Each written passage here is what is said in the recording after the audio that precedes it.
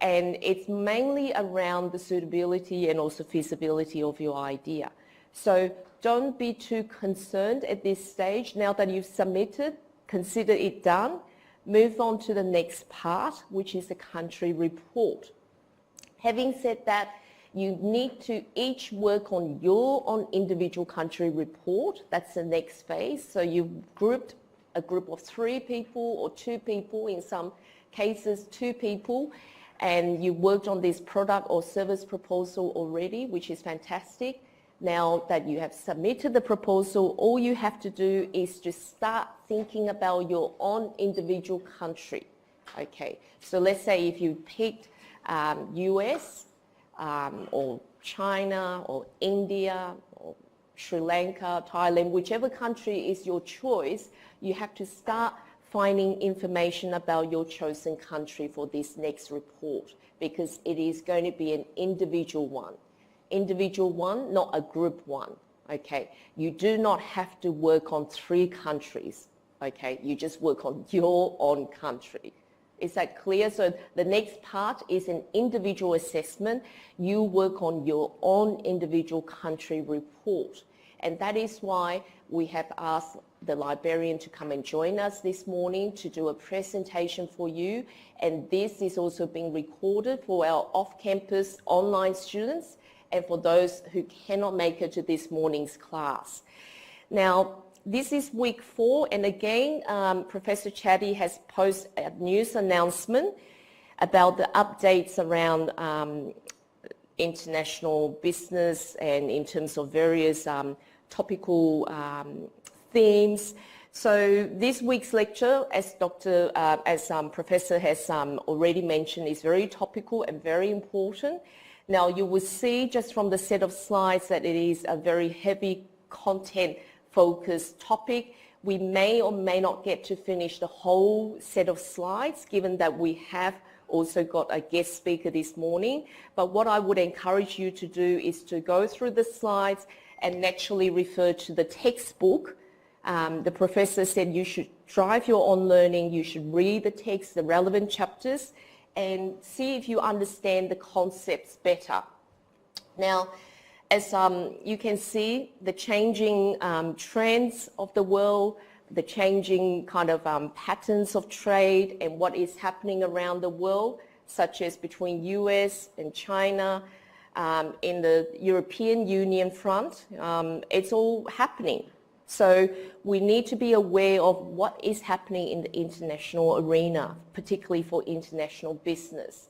So you need to be reading the news, looking at the contents, reviewing the contents, and see if you can apply what you're learning to what is happening, to analyze certain situations, certain country factors, and so on, company, kind of what are they doing, the various different industries.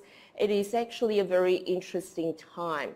So we have prepared a few things, and again, Professor has uploaded a copy of questions. Now, I have also been preparing questions myself, but Professor has compiled a list of questions to actually help you to review on a week-by-week basis each of the topics that we have covered. So this set of questions he has posted on CloudDeacon for revision of last week's topic. So as you can see, it asks you questions around the economies. Remember last week we covered the different economic systems in the world, the different legal systems in the world, the different political systems in the world. So you can expect that you will be asked a question, something along the lines of, what are the different type of economic systems in the world, legal system we could ask you, political system. We could also ask you to talk about the interrelationship between political system, economic system, and also, in terms of the different kind of how the different kind of economic systems would impact on the way we do business. And we also looked at social responsibility and briefly touched on sustainability. So there's a question on the relationship between corruption of a country and economic growth?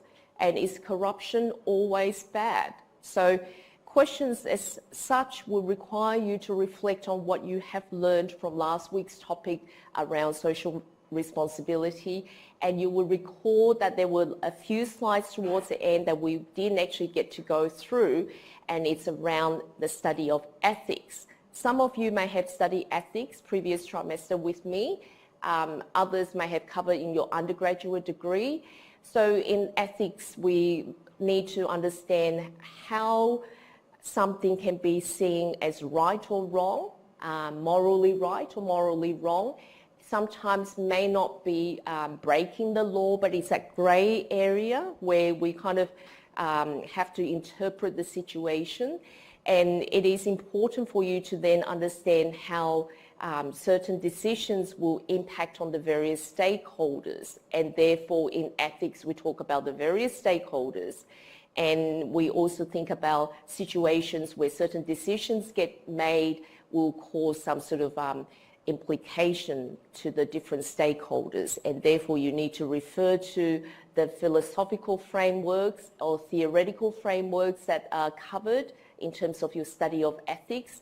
Towards the end part of last week's lecture, there's a few slides on the various theories in ethics. For example, theory of relativism, and you may say, or Friedman's doctrine.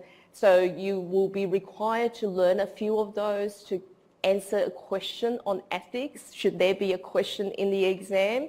As many students who have undertaken ethics before would know that in the exam you really need to draw on the theory as much as possible. So this is a set of questions, and as you can see, there's 2 ethical dilemma cases, brief cases, kind of with a bit of notes for you to read and then to analyze and to think about it and then to answer. So I will leave this set of questions for you to review and look at in your capable hands. Now note that the same questions may not appear in the exam, but this is good practice, okay? This is good practice on a week-by-week basis for you to review what you have learned. So when Professor put up a set of questions, do make sure that you have a look at them and not neglect them. Very important to read any news updates here, news announcements, so that you know what's going on. For example, this evening, from 8 to 9 o'clock, what's Ruby going to do? I'm going to do a BB Collaborate online seminar. So, for those of you who wish to communicate with me, who don't get a chance to talk to me during class, come online, okay? Go into Cloud Deakin online classroom. I deliberately made it as late as possible, where my family would allow me, from 8 o'clock to 9 o'clock, to allow students some time to travel back home, to allow students who are working to get home so that they can log on or get an opportunity to log on from work. Now, we have 1 hour to spend, and this 1 hour is dedicated to answering questions, to address the next part of the assignment, which I'm going to do with my online students. Now, when you log online, I will be there waiting patiently. So please do, if you have any questions you wish to ask me, if you don't get to see me in class, by all means log online. Now remember, the plan originally was that I will be taking both of the classes. There were discussions around that, but now it's the professor taking the Wednesday evening class, or is it Thursday evening class, and I take the Tuesday morning one.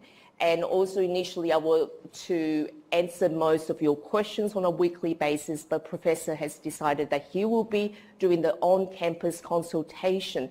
So having said that, if you've got any questions, make sure you go and see him at the particular time that he has posted a message on the news announcement area. Other times you have to make an appointment with him.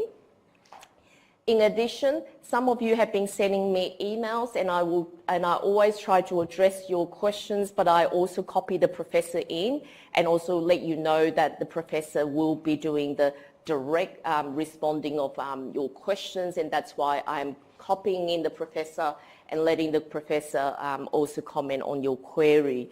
So remember, any questions of more personal nature, you need to send an email directly to the professor, to our unit chair, Professor Chatty. Questions of more general nature, please kindly post on Cloud Deacon's discussion forum. That's what the professor would prefer. That way everyone gets to read your questions and it will help everyone else as well. So I think it's probably about time that I go and invite our guest speaker in now that we have more students arriving in class. So do bear with me. I will go and invite our guest speaker, Ms. Sharon Truck, and so that she can present to you our morning's presentation. Oh, Sharon. Hi. Hi. Now, sure.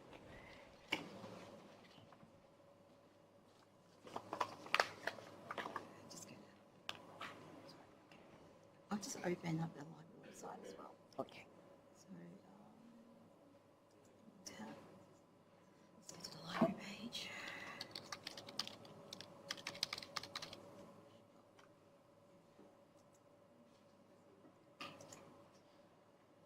Okay, yeah.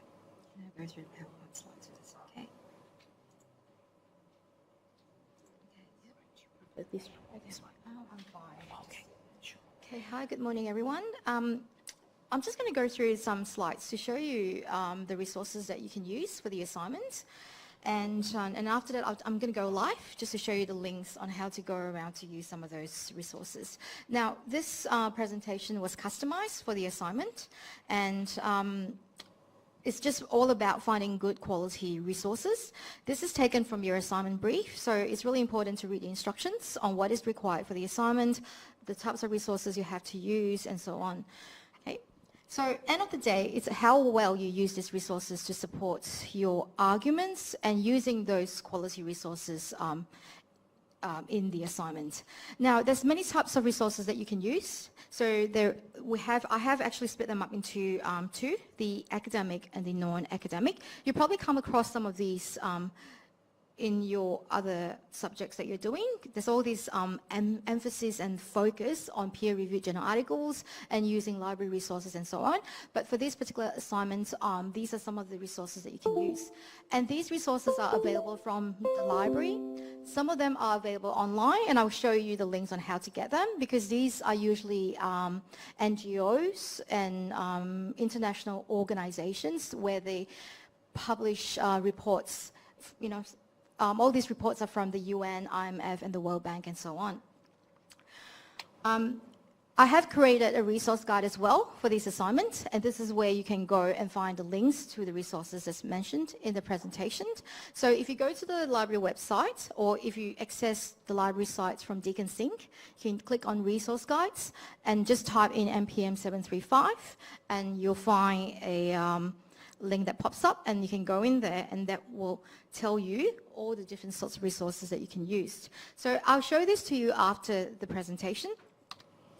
Maybe as a start, you like to look at these two main resources first. These are not library resources, but these are actually reports and that's created by well-known organizations, and they are quality. They are not stuff from strange websites, as it was mentioned in your assignment brief. So perhaps you'd like to go in and have a look and see, you know, the kinds of information that's available in there, and also to give you an idea of the types of things that you want to focus on, because you have to choose your country and you have to, you know, look at the industry and so on. So perhaps that can give you some ideas on where to start.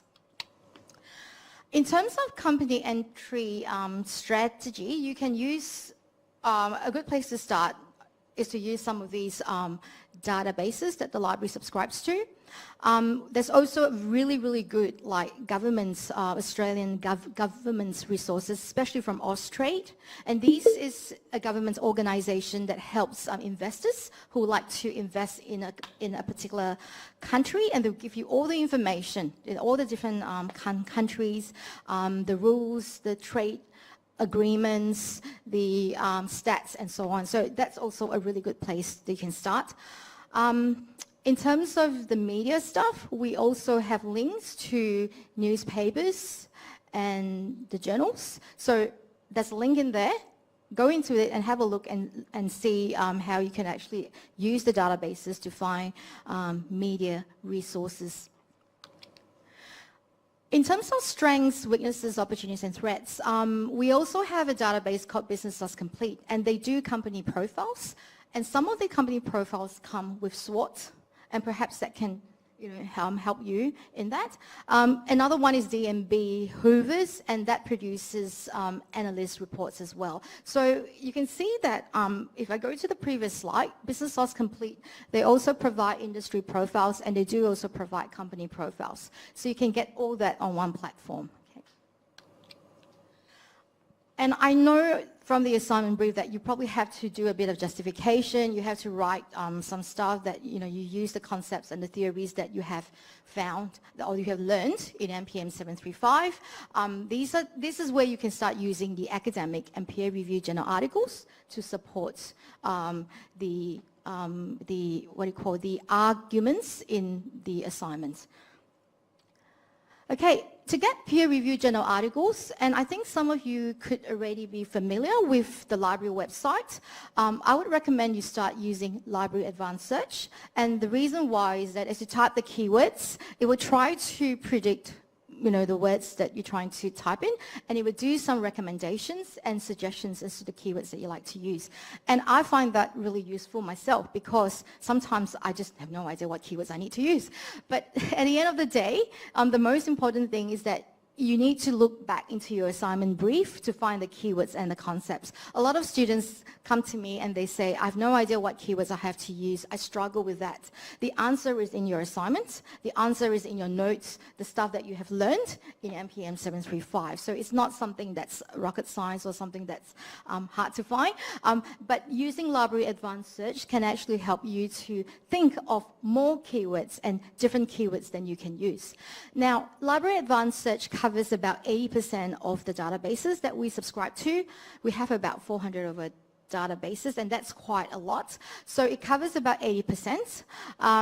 You would just need to make sure that when you get the results, you filter the results so that it picks up the resources that you want. So if you're looking for peer-reviewed journal articles, you need to limit that down to peer-reviewed journal articles, and you need to change the dates too, because you don't want anything that's too old. So what's the time, what's the best, 5 years or 10 years?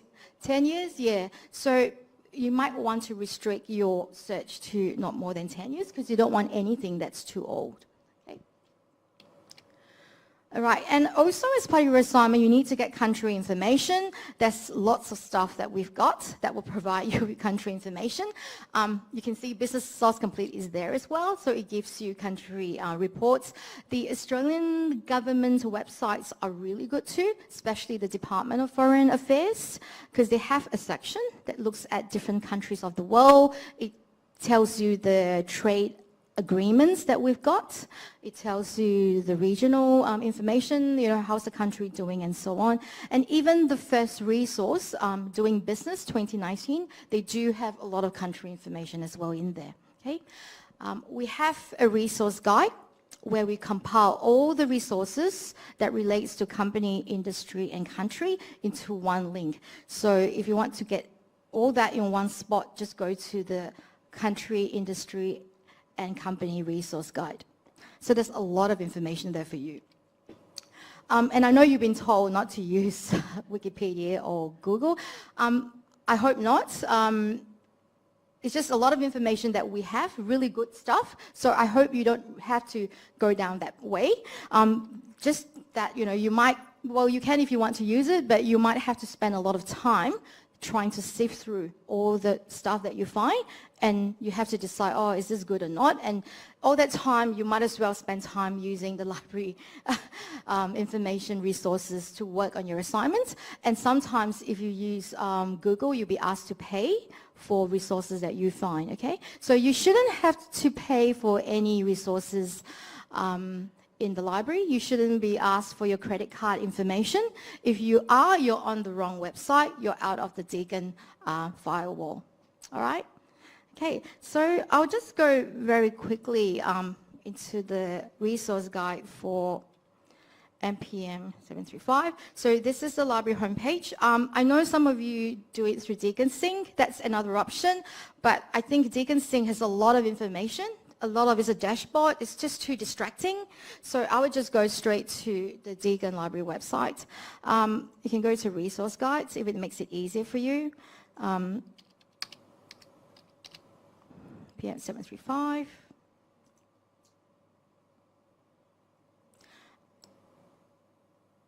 And there you go, that's the one, okay? So all the links that's mentioned in the PowerPoint slides are in here. You just need to go onto the respective tabs, okay? So getting started, it's here, and this is the link to the Guide Doing Business 2019. All the Australian government resources for Austrade and the Department of Foreign Affairs, they're all here.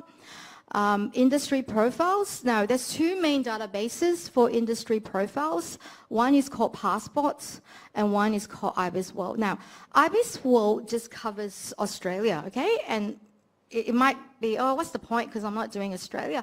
But what's good about IBIS World is that if you go into the database and you look at the reports that they have, that will give you an idea of how you would like to write out your report, you know, all the different bits of information in there. Say you're looking at soft drinks, because that's a really common one, soft drinks, okay?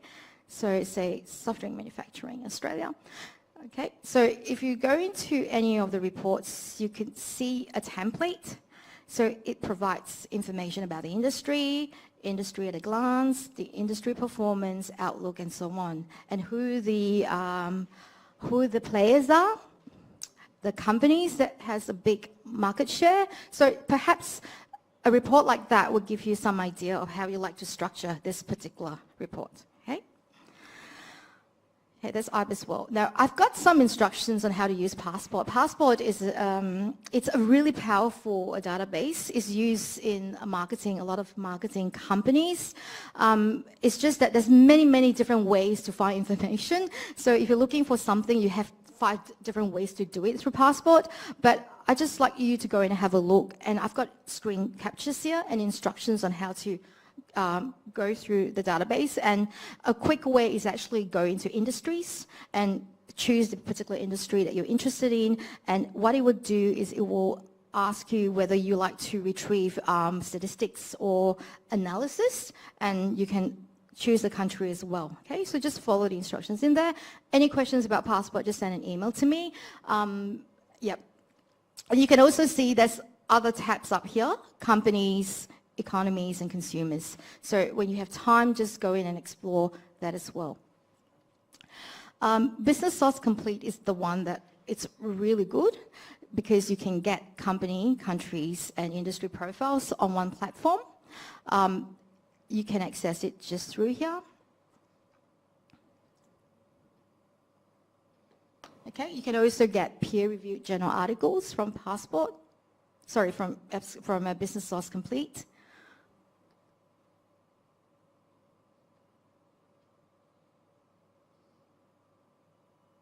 Okay, this is what you have to do. Okay.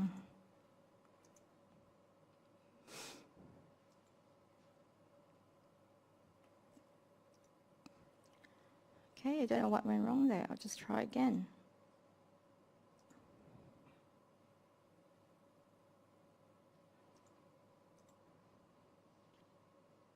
Okay, so there it goes.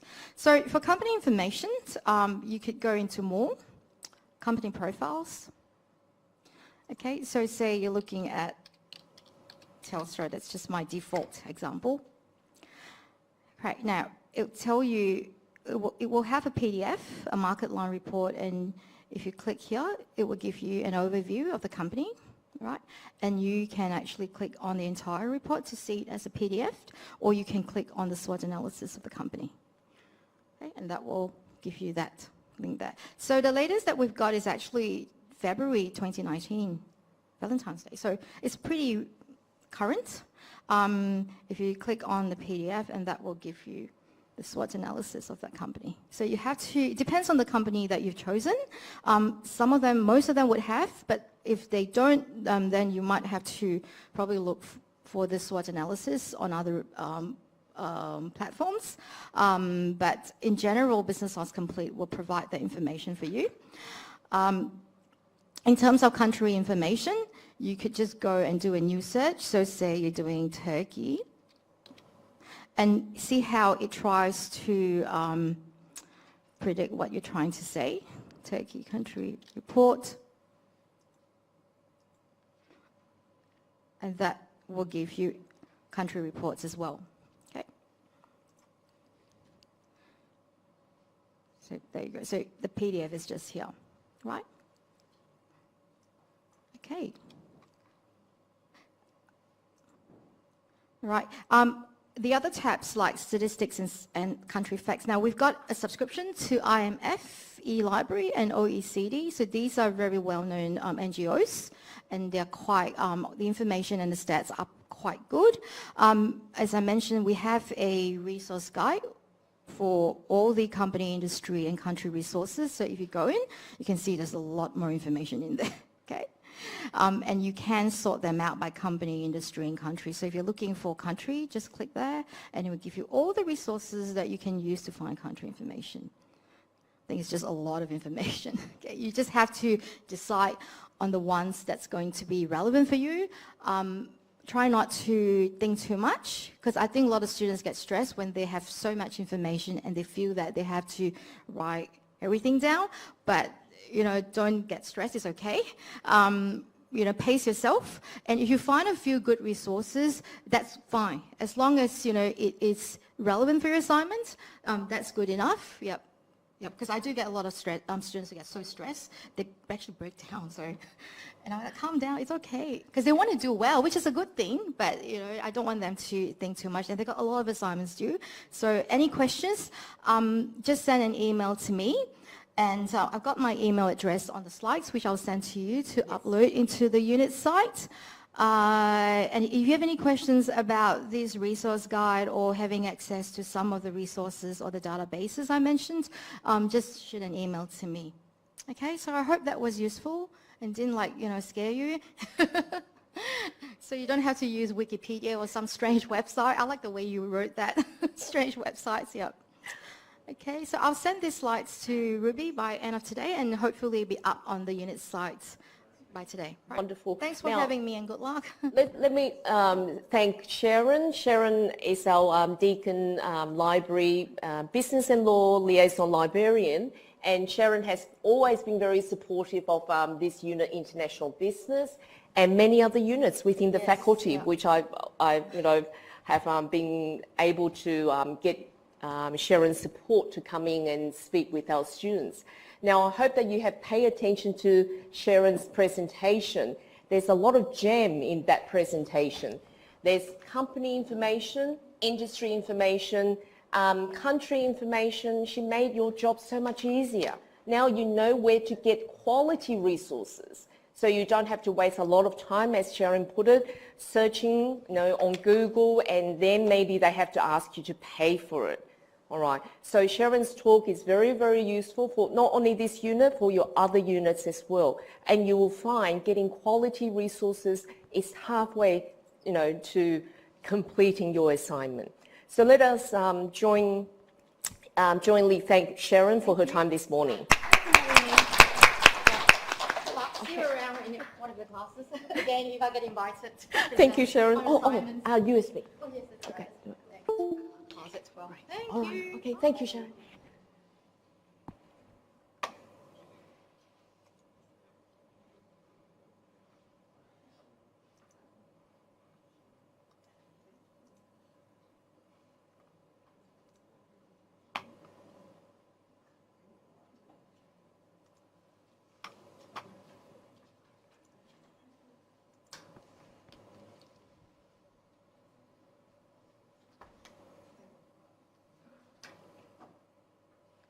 Okay, now I hope that was very helpful. Well, personally, I think it was very helpful, because what I could see from Sharon's presentation is that there's a lot of quality resources, not only relevant for this immediate next assignment, country report.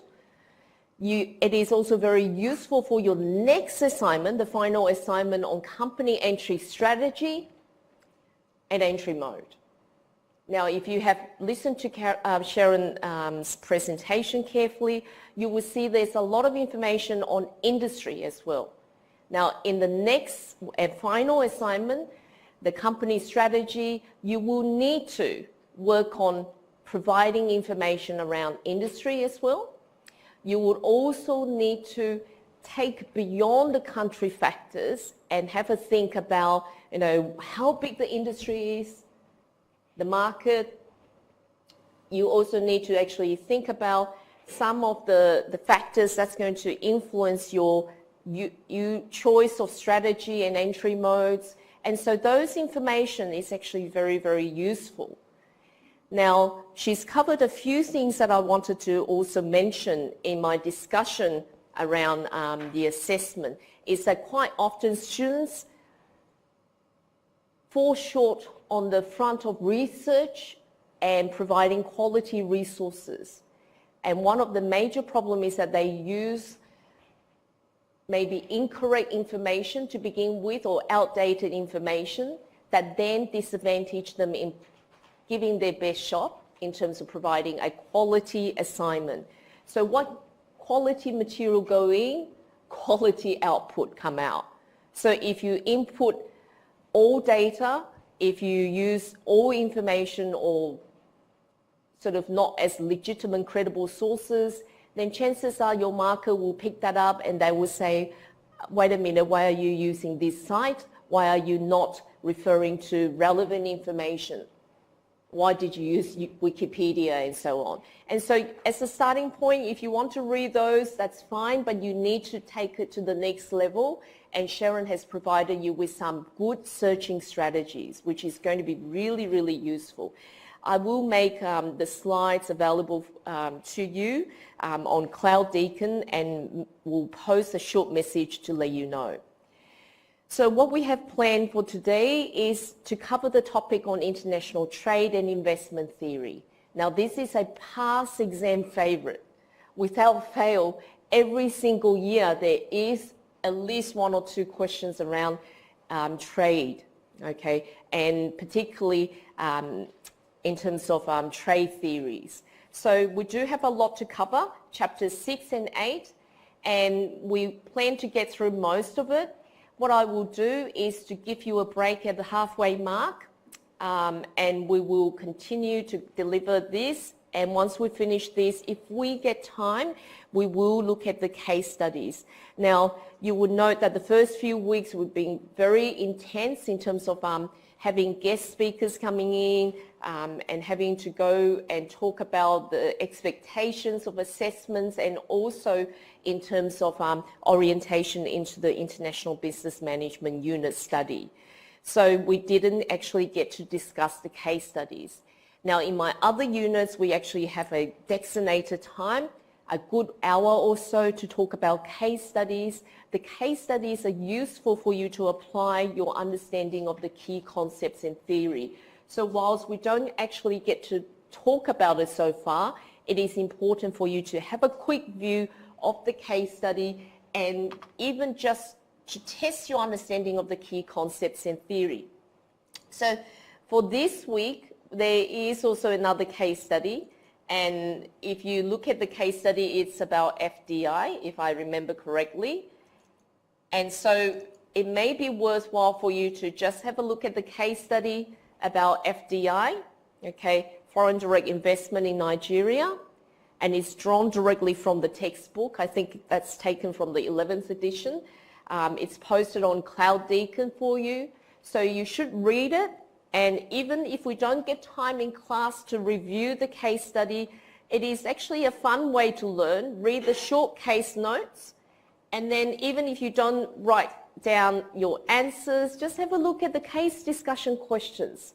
And that way you actually apply what you learn to analyze certain material. Okay. If you put in the hard work, you will get the return. So it becomes evident in the exam when students can actually answer questions very comfortably, and they know which theory to use and so on. And so that's where your weekly study, if you pay attention and put in the effort, you will reap the benefit at the end. So this we were looking at international trade and investment theory with reference to chapters 6 and 8 of your textbook. The first part is on international trade theory. So basically we want to know that if countries can survive on its own without trading with each other, why, according to some of these economic theories, why do we have to trade with each other? Why can't Australia just manufacture, produce and live on our own and not trade with other countries? Why China has to trade with US? Why Singapore has to trade with other countries? Why? You know, so we want to understand from the theoretical viewpoint, why does trade occur? All right. So understand and discuss the relevance of both country and firm-based theories of international trade. Some of the early trade theories are more focused on the country rather than companies, but the more recent trade theories are looking from a firm perspective. Understand why unrestricted free trade between nations is beneficial for those nations involved in trade, and understand how governments can play a very active role in developing national competitive advantage in certain industries. And therefore, we want to understand from a theoretical viewpoint, why is trade important? And why that some countries have natural kind of competitive advantage over others, whereas maybe others have some other competitive advantage and less of something else. And the setting up a World Trade Organization to encourage free trade between countries and the gradual lowering of trade barriers across the world. So if you look at trade, one way to look at trade is to look at exports and imports. So if you look at world trade, you can look at the exports and imports of between different countries. So you can see here there's a small graph on the top right-hand corner showing you the GDP growth of the world. So basically it gives you a little bit of indication in terms of the economic growth around the world. Why do you think there's a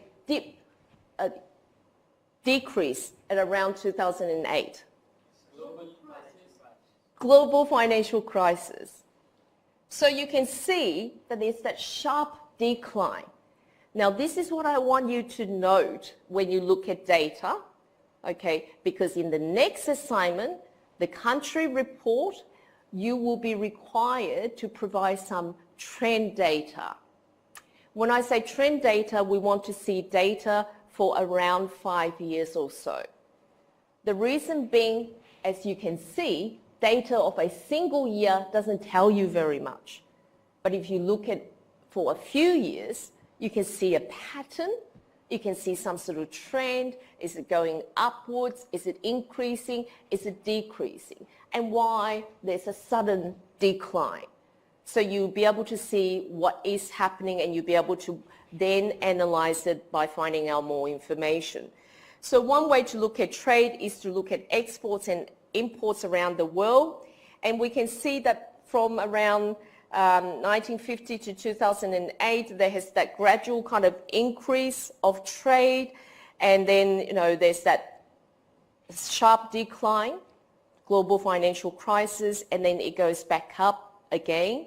So you need to look at trade in its entirety and look at some of these figures. Now, this link actually takes you to a report, and to save us time, I have pre-downloaded the report because sometimes it's really, really difficult to use the internet here. It is very slow. So there's an International Trade Statistics report compiled by the World Trade Organization.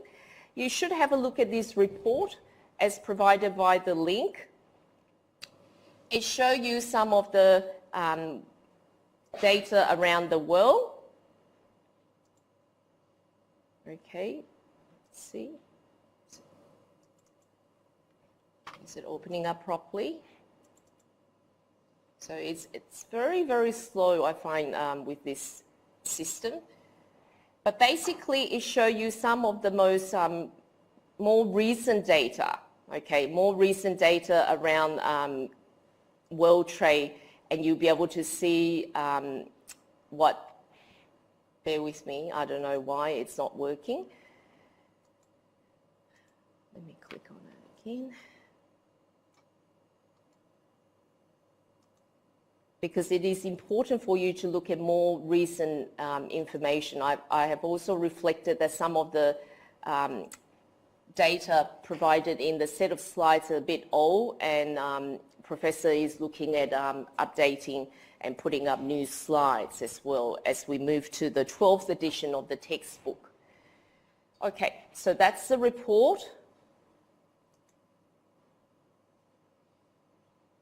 International Trade Statistics report, and you will see it has some really interesting information around international trade, world trade, and some of the leading traders of the world.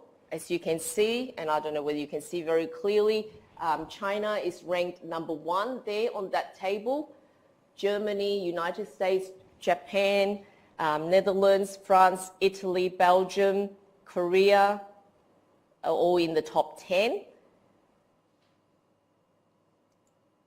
Okay, and then it has information around the world merchandise exports by region of selected economy, the world merchandise imports by region and selected economy, leading exporters and importers of world trade, merchandise trade. Okay, more information, lots of information. Leading exporters and importers.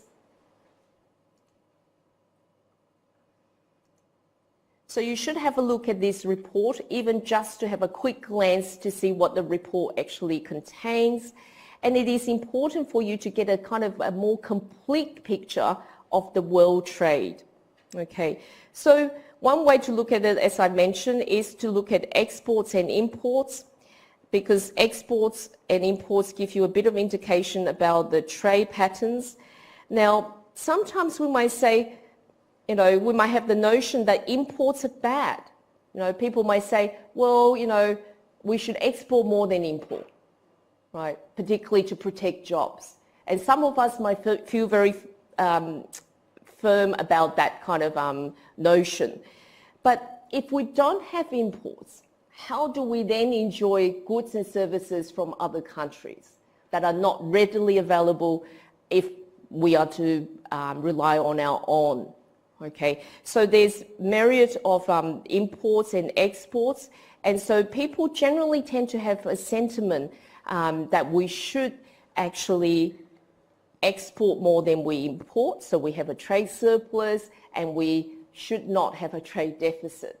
But in actual fact, there is also benefits of import. Now, government need to look at how to balance everything and ensure that there is a good economy, that citizens of that country also can enjoy a good lifestyle and not going to actually suffer. It also needs to look at how to build the economy to ensure that we don't fall behind with the other nations. So imports are not necessarily bad, because if you really look at it, imports provide us the opportunity that we wouldn't otherwise have. For example, a country maybe due to climatic conditions cannot produce certain goods, then what do? We can't enjoy those goods. If it's icy cold, we can't produce some of the agricultural goods. It may make more sense for us to purchase, to buy and trade with other countries, those products that we can't produce as well in our country, and focus on developing other type of businesses to boost our economy.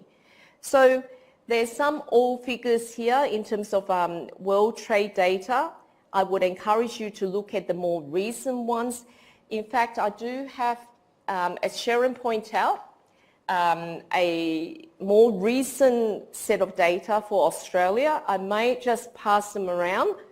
Please get a copy and return any extra ones for me. There is a fact sheet, country fact sheet that I have provided for you. It's downloaded directly from Department of Foreign Affairs and Trade.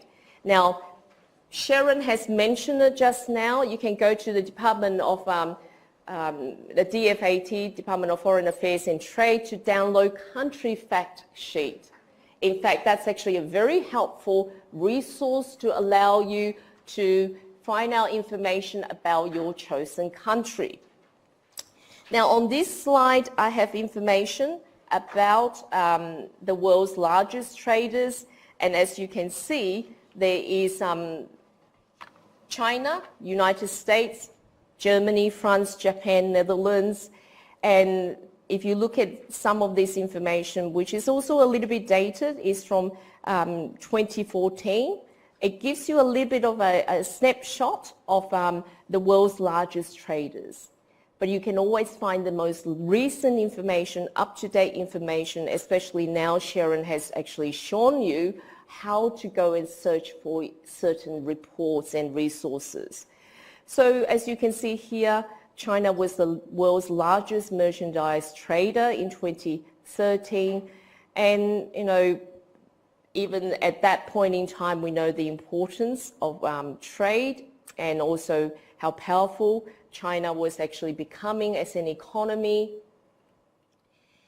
Here is another slide to look at some of the data for economic performance for Australia as a global trader between the years 2008 to 2014-15, taken from Department of Foreign Affairs and Trade. But as I say, some of this information in the slides a little bit dated, so you should go directly to the relevant sources. So in this case, the Department of Foreign Affairs and Trade, and that's why I provided you with a Australia country fact sheet, that if you were to visit that website, you would actually see there's a lot of information provided for the various country reports. So let me see if I can, okay, it doesn't work. Sometimes some of these links don't work. But what you can see is you can go to the Department of Foreign Affairs and Trade and you'll be able to actually log on and access country information. They provide what they call country fact sheets for various countries. Okay. If you just search.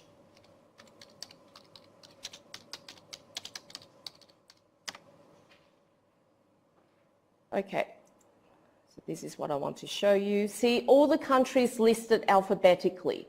So let us just randomly pick one. Let's say we pick Malaysia.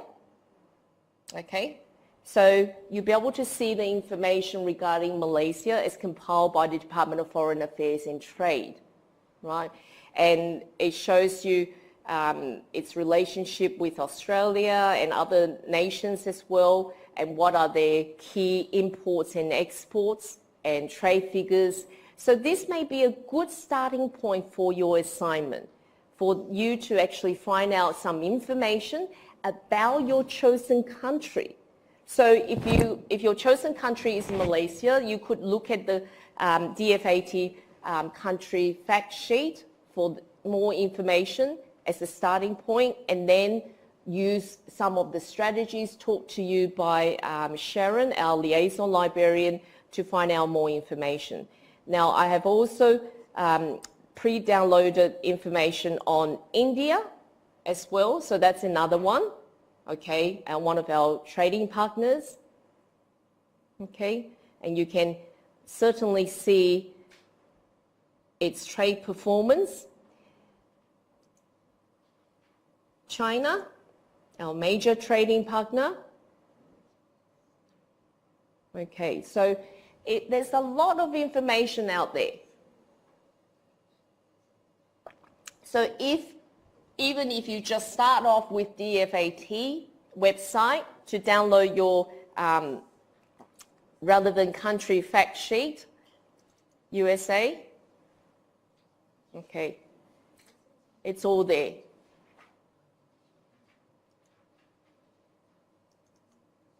Sri Lanka. Okay, so there's all the different country fact sheets already compiled for you. And as you can see, we want to see trend data, particularly for your economic factors, such as GDP growth, current account, inflation, unemployment. At a glance, it's already provided for you. So therefore, there's no excuse why you can't get the right information for your country report. Now, one of the major problems that students encounter is that they don't have the right information and they then don't get a good mark in the assignment. So here we are, I'm telling you, you can get these informations. They are all there for you. It's how you utilize this information and how you analyze this information to produce your report, your assignment. So please use all these valuable resources to give you some additional help with assessing your chosen country.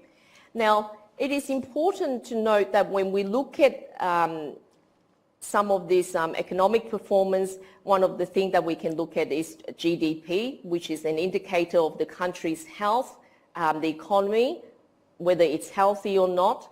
So the total dollar value of goods and services produced over a specific period in time.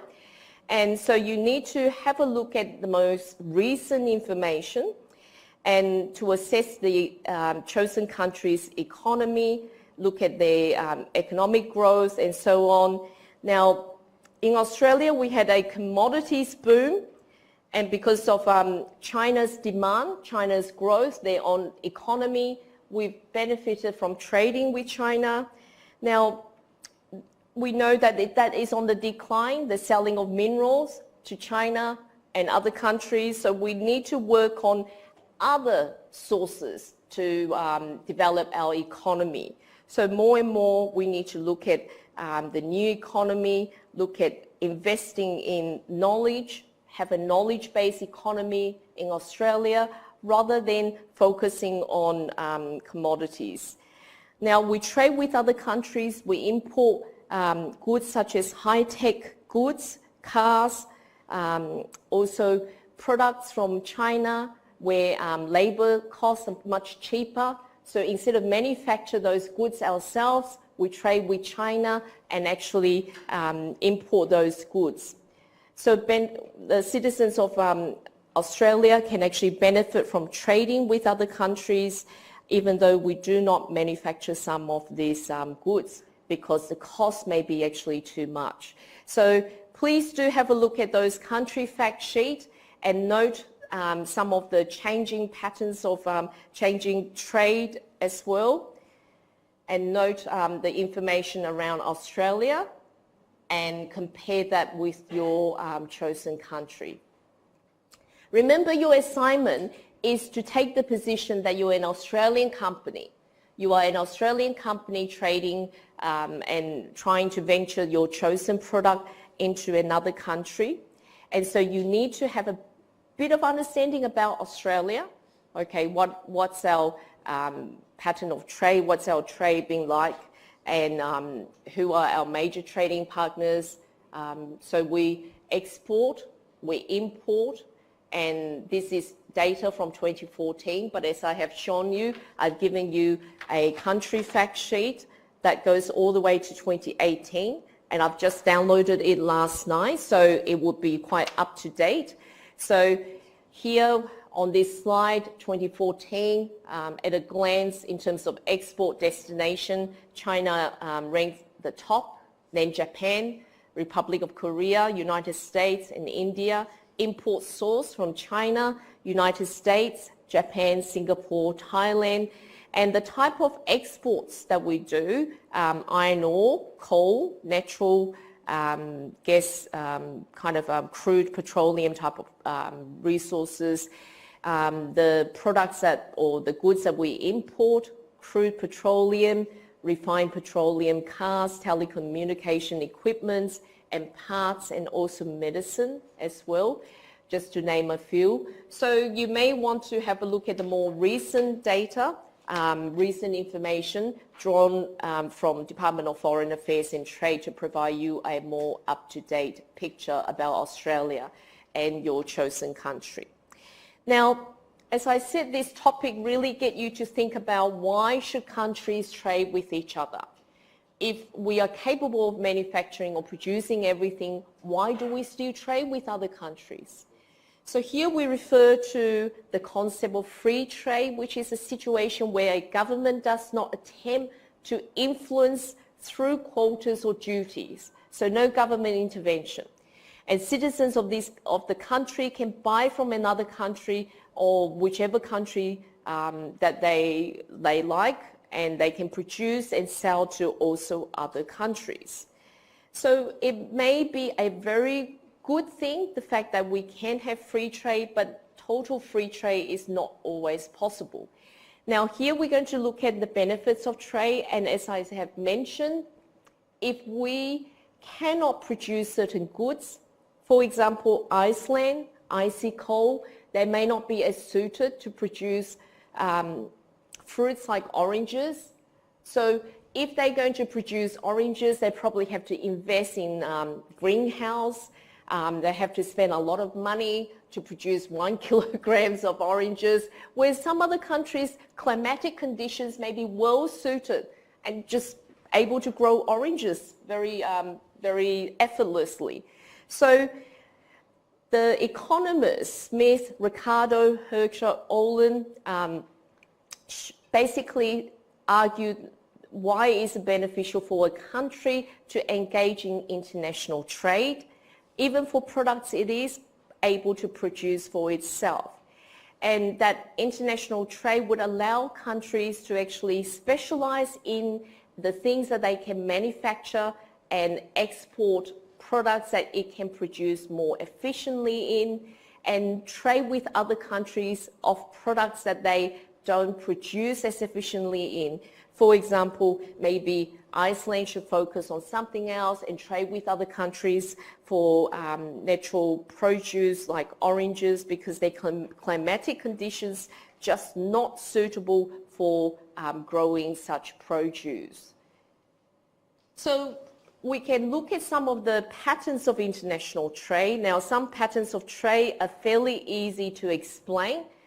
We can say it is obvious to us why Ghana exports cocoa, Brazil exports coffee, Saudi Arabia exports oil, Australia exports fuels and minerals. But why does Japan export automobiles, consumer electronics, and machine tools? Okay, we have to think a bit more about what happened to a country like Japan and what allowed them to then specialize in this kind of production of certain goods. And why does Switzerland export chemicals, pharmaceuticals, watches, and even jewelry?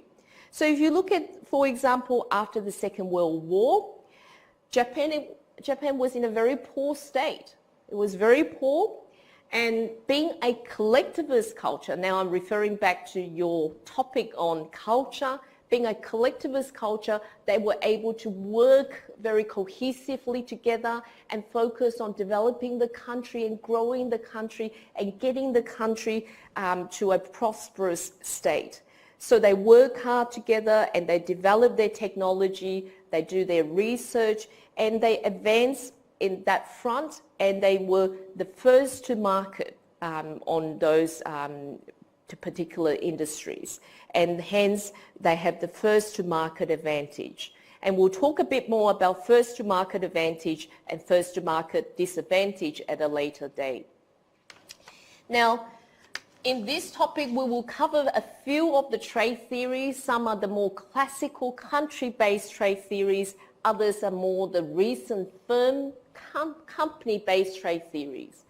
In the exam, there's a typical question if not every year, every second year, on comparing and contrasting the classical country-based trade theories versus the more recent company-based trade theories, and discuss some of the differences between them.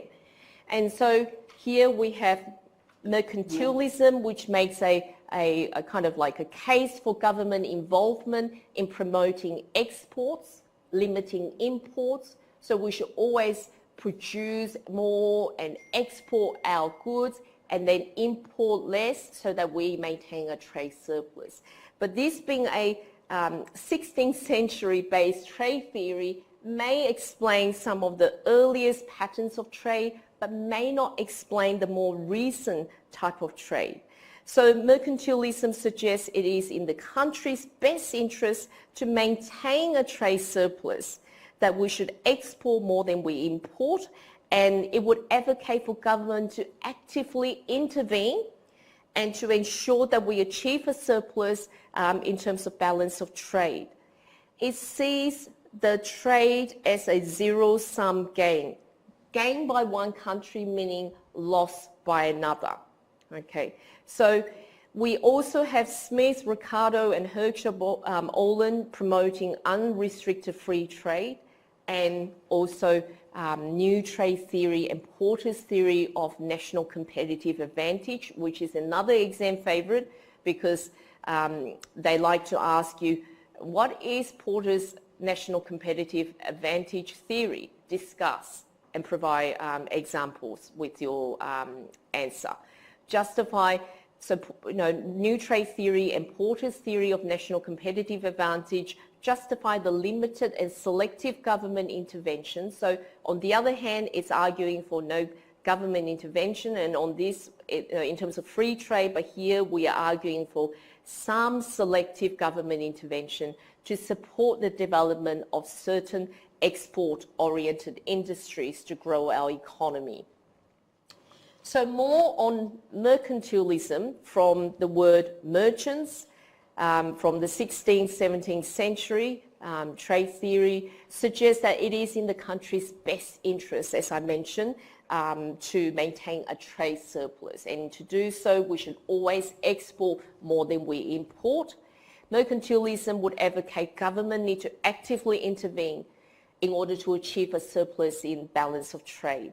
They may even consider subsidizing exports, so maybe subsidizing our agricultural growers and ensure that there's very high tariffs, barriers to stop importers importing goods. The view is to see trade as a zero-sum game, so one country's gain is another country's loss, right? But it need not be just like that. So in reality, this will hinder countries from developing and become reliant on subsidies. And as we see with some of these agricultural sectors, they become heavily relying on the subsidies provided by governments and less competitive if they were to compete naturally with other countries.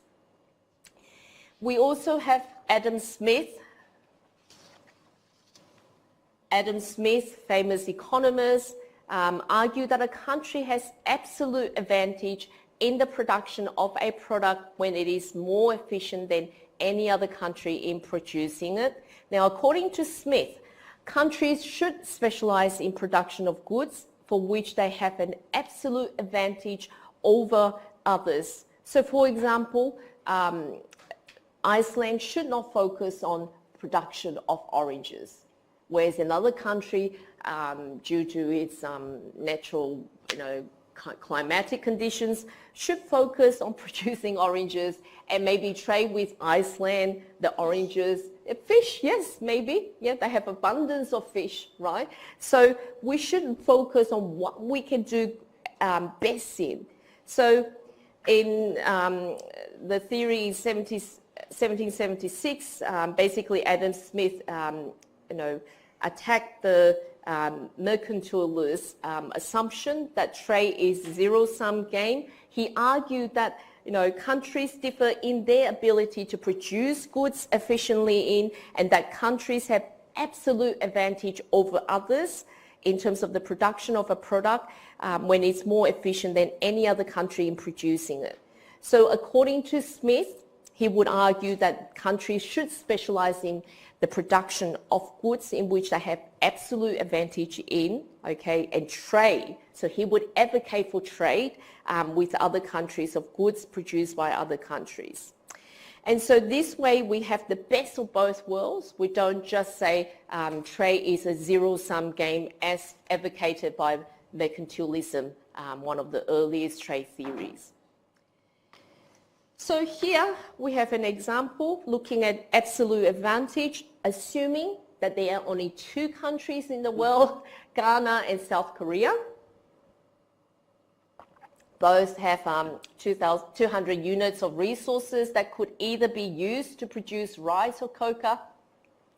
So in Ghana, it takes 10 units of resources to produce 1 ton of cocoa and 20 units of resources to produce 1 ton of rice. So Ghana could produce 20 tons of cocoa and no rice, or 10 tons of rice and no cocoa, or some combination of rice and cocoa in between the two extremes. So here show you the possibility production frontier, PPF, okay, as some of you would recognize, to explain the theory of absolute advantage. Now, at point A, Ghana can produce 10 tons of cocoa and 5 tons of rice. Now, at point B, right, you could see 10 tons of rice and no cocoa. Okay, or it can be some combination between the two. And you can also see South Korea. So at point A, Ghana produced 10 tons of rice, 10 tons of cocoa, 5 tons of rice. At point B, on the other hand, South Korea, 10 tons of rice, 2.5 tons of cocoa. And this is without trade, So according to Adam Smith, we should focus on what we have absolute advantage in and then trade with the other countries.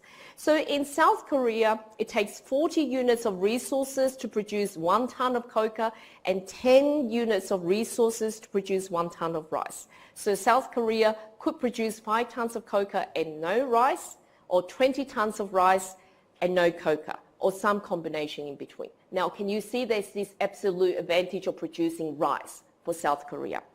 Ghana has an absolute advantage in the production of cocoa. South Korea has an absolute advantage in the production of rice. So according to Adam Smith, they should focus on what they can do best. And so we can see the benefits of specialization.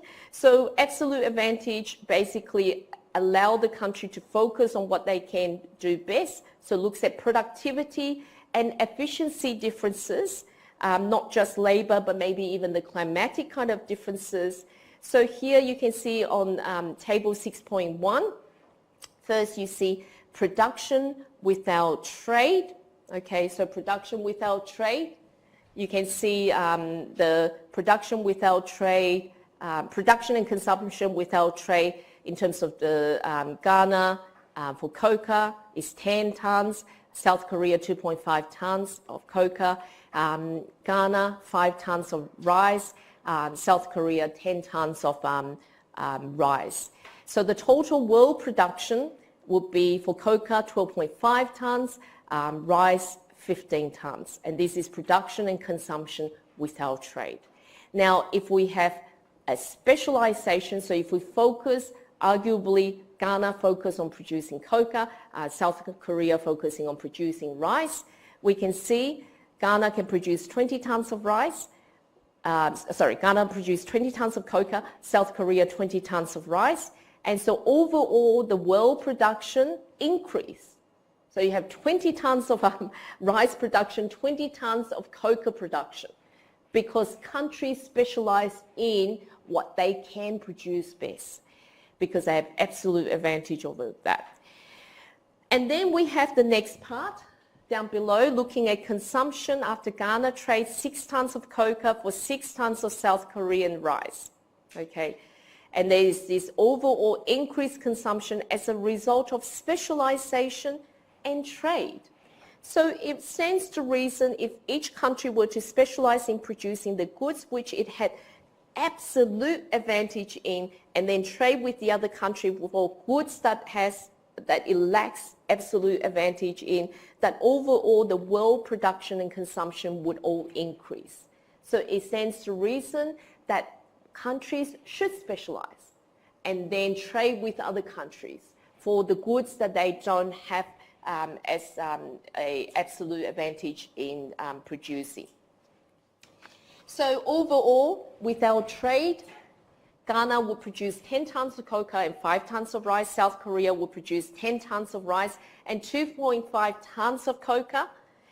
If each country would specialize in the product which it has an absolute advantage in and trade for the other products, Ghana would produce 20 tons of cocoa, South Korea 20 tons of rice, and then Ghana could trade 6 tons of cocoa with South Korea for 6 tons of rice. Right? So overall, everyone's happier, more efficient, more productive, according to Adam Smith's theory of absolute advantage. Sorry, did you have a question? Yeah. Is it feasible for a country to just produce one product? Of course not. This is a model, a simple model. We're looking only at one product and also a simple model of only 2 countries. In reality, trade is much more complex and patterns of trade is much more sophisticated. So this is just a model to look at in a simplistic way. If we are to focus on producing, say, one, we can do best in and then trade with other countries. Then according to this theory, we will benefit because we will focus on what we can do best in. But in reality, nowadays, it is very different as well. So let me take you through the next one. So after trade, Ghana would have consumed 14 tons of cocoa and 6 tons of rice, or 4 tons more cocoa and 1 ton more rice. So South Korea would consume 14 tons of rice and 6 tons of cocoa, or 4 tons more rice and 3.5 tons more cocoa. So overall, both countries gain from trade. What it's trying to illustrate is basically if we were able to specialize and trade with other countries, overall our production and consumption worldwide would also increase. David Ricardo in 1817 asked what might happen when country has absolute advantage in all the goods. So Ricardo's theory of comparative advantage suggests that countries should specialize in the production of those goods they produce most efficiently in and buy goods that they produce less efficiently in, even if this means buying goods that they could produce more efficiently itself from other countries. So assume Ghana is more efficient in production of both cocoa and rice. In Ghana, it takes 10 resources to produce 1 ton of cocoa and 13 1/3 units of resources to produce 1 ton of rice. So Ghana could produce 20 tons of cocoa and no rice, or 15 tons of rice and no cocoa, or some combination between the two. Now in South Korea, it takes 40 units of resources to produce 1 ton of cocoa and 20 units of resources to produce 1 ton of rice.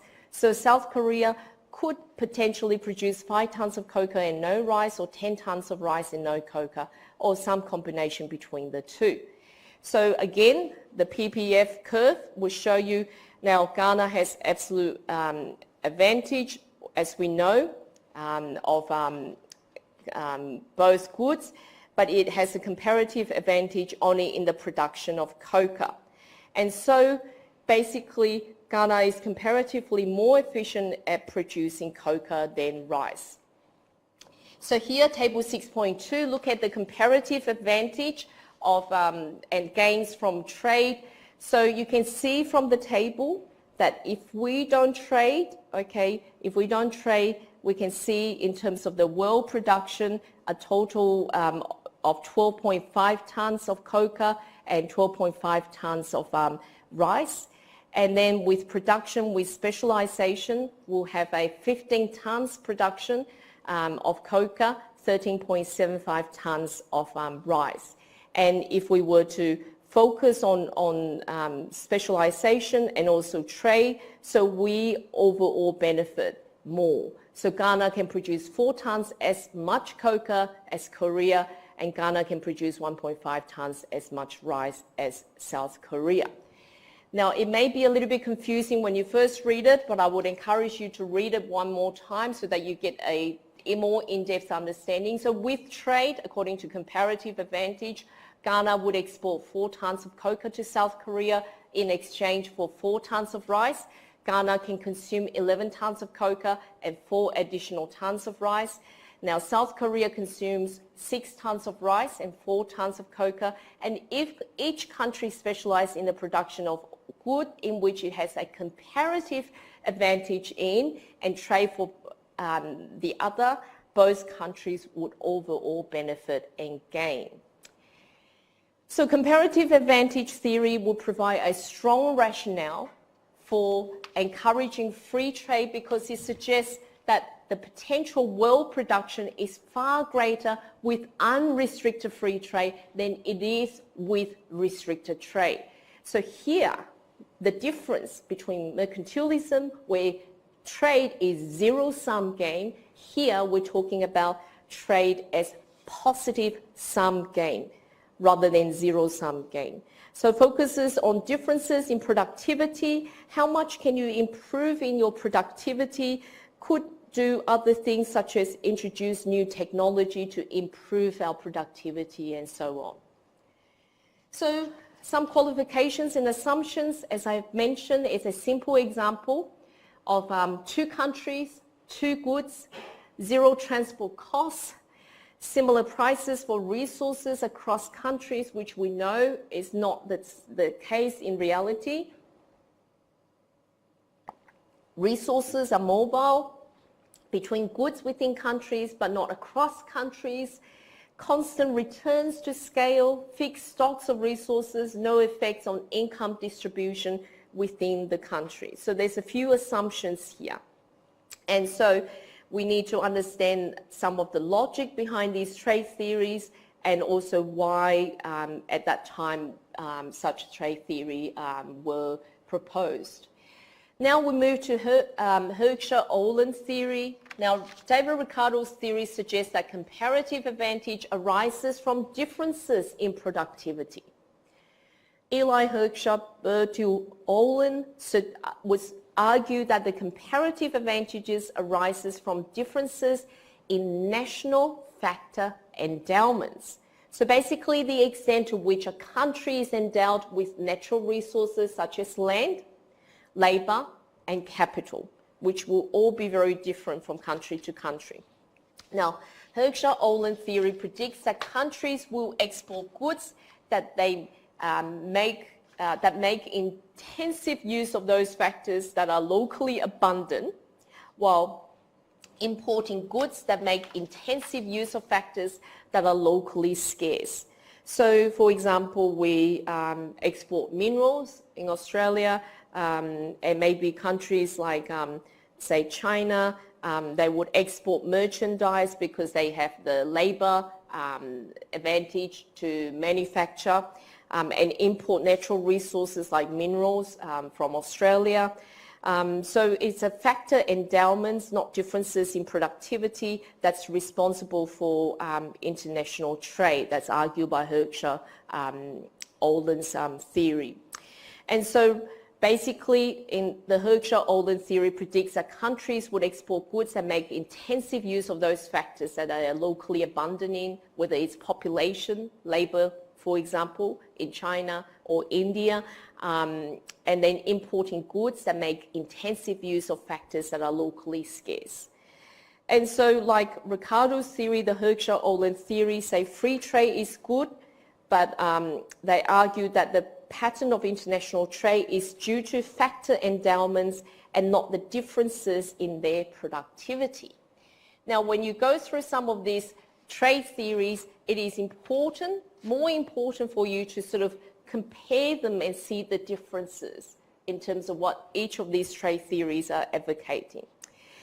We also have the Leontief paradox. So Leontief theorized that since the US has relatively abundant in capital compared to other nations, the US would be an exporter of capital-intensive goods and an importer of labor-intensive goods. However, after he analyzed the results, he pretty much debunked the famous Hochschild-Ohlin theory in international economics, and I think he received a Nobel Prize in economics as well for that. So he found that the US exports were less capital intensive than US imports. Since the results were at variance with the predictions of the theory, it became known as the Leontief paradox. And so it is interesting, and you may wish to read up a little bit more about the Leontief paradox and how he debunked the famous Hochschild-Ohlin theory. We also have the product life cycle theory. Now, some of you would have studied product life cycle theory in marketing and other disciplines. You may have already got some understanding about the origin of product life cycle theory. Proposed by Raymond Buchanan in the 1960s, suggested that as products mature, both the location of the sales and the optimal production location will change, affecting the flow and direction of trade.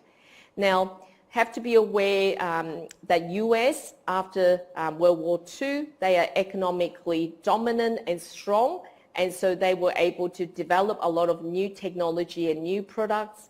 So, for example, US developed like, say, technology like television, photocopiers, photocopying machines, and initially sell in the domestic market as a starting point and then gradually export to other developed countries.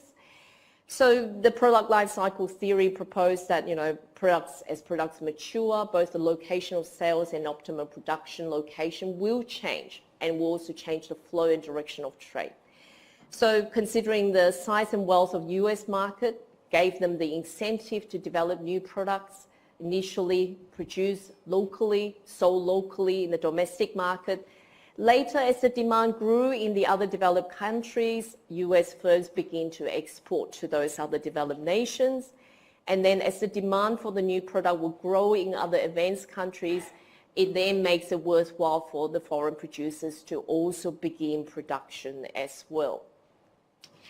So the US firms would also set up production facilities in advanced countries where demand was growing, effectively limiting the exports from the US market, and other advanced nations matured. The product would then become more standardized, and price would then be the main competitive consideration.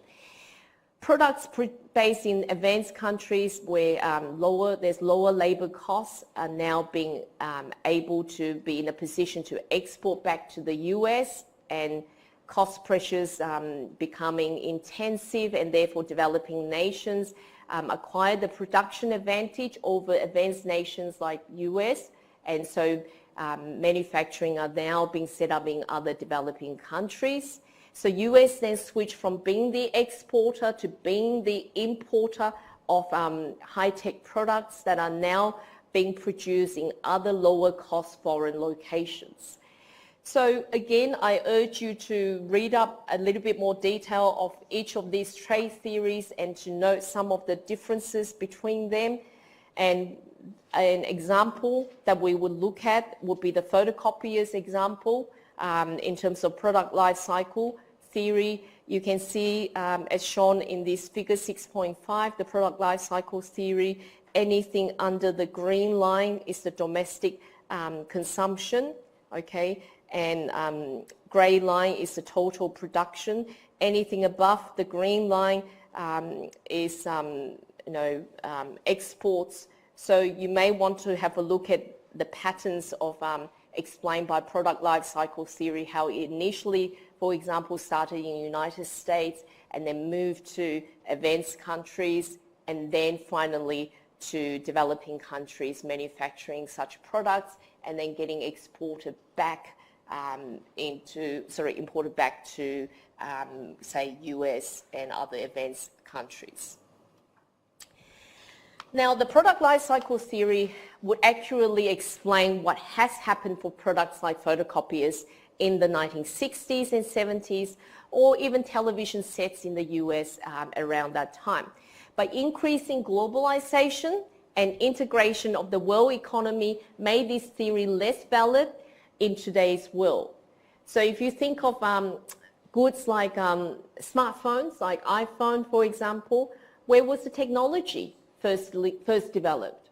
In the US, right? But then where was it initially produced? Not in the US. China. So some of these trade theories explain patterns of trade in that time, but may no longer be relevant, as some of these country-based trade theories can no longer explain patterns of trade in today's world. So we move to the more recent trade theories. So now we have the new trade theory that argues that the ability of firms to gain economies of scale, unit cost reductions associated with a large scale of output can have important implications of international trade. Now, new trade theory would suggest that through the impact of economies of scale, trade can increase the variety of goods available to consumers and decrease the average cost of those goods. So pretty much beginning in the 1970s, I think, a number of economists say the ability of firms to attract economies of scale can have important implications on international trade. So in those, so through economies of scale as suggested by new trade theory, trade can increase the variety of goods available to consumers and decrease the average cost of those goods. And in those industries where output required to attain economies of scale represents a significant proportion of the world demand, the global market may only be able to support a small number of enterprises. So think of airplane manufacturing, like Boeing with Airbuses and all that. So, Boeing and Airbuses, so having two major players in that particular market. There couldn't be any more other players because it's not something that we can support more than, say, the two major players. So in terms of without trade, nations may not be able to produce those products where economies of scales are important. With trade, markets are huge or large enough to support production necessarily to achieve economies of scale. So trade is mutually beneficial because it allows for both specialization of production, the realization of scale economies, and the production of a greater variety of products at lower prices. So here we're going to consider economies of scale and first mover advantage and patterns of trade, as I have mentioned earlier. Now, the pattern of trade we have observed in the world economy may be a result of first mover advantage. That is, having the strategic and economic advantages as a result of early entrance into the market and economies of scale. So if we were to make one unit, there is a fixed cost in making one unit of product. Okay, the fixed cost could be the electricity, the gas, to run the factory, the labor cost there, it's fixed. But if you make 100,000 units, then each unit of this product is going to be cheaper, right, due to economies of scale. And that is why if you place an order with any company, if your order is really small, they give you a very, very poor quote that is really expensive. But if you say, I'm going to buy 10,000 units, they give you a very good quote and they're willing to then negotiate on price with you. So opportunity cost as well, right? Definitely. So we need to look at how do we take advantage of economies of scale. So new trade theory would suggest that for those products where economies of scale are significant and representing a substantial proportion of the world demand, first movers to the market can gain a scale-based advantage that later entrants find it tremendously difficult to actually enter the market. If you look at Airbus, for example, can Boeing develop and produce a similar size aircraft? Probably not, because it's such a huge aeroplane. For those people who's into planes, you know, you probably follow closely, you may be one of those that get on the flight and say, oh, what kind of plane is this? You know, yes, I can definitely know that. You know, if you have a partner that really into planes, they will tell you that. So think of, you know, industries like Airbus and Boeing. What are some of the implications? Now, in international business management, because you are trained to become managers, business leaders, entrepreneurs, we often would ask you about implications. We want you to understand what some of the implications. So when you study these trade theories, we want you to appreciate some of the implications. So implications of new trade theory is that nations may benefit from trade even when they do not differ in resource endowments or technology. Now, a country may actually dominate in the export of a good simply because it was lucky enough to be one or more of the firms among the first to produce that good.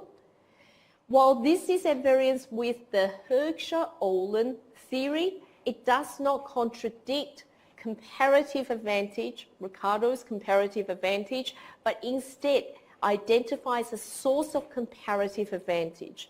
So an extension of this theory is the implication that governments should consider strategic trade policies that would nurture and protect the firms and industries in that country where first mover advantages and economies of scales are important.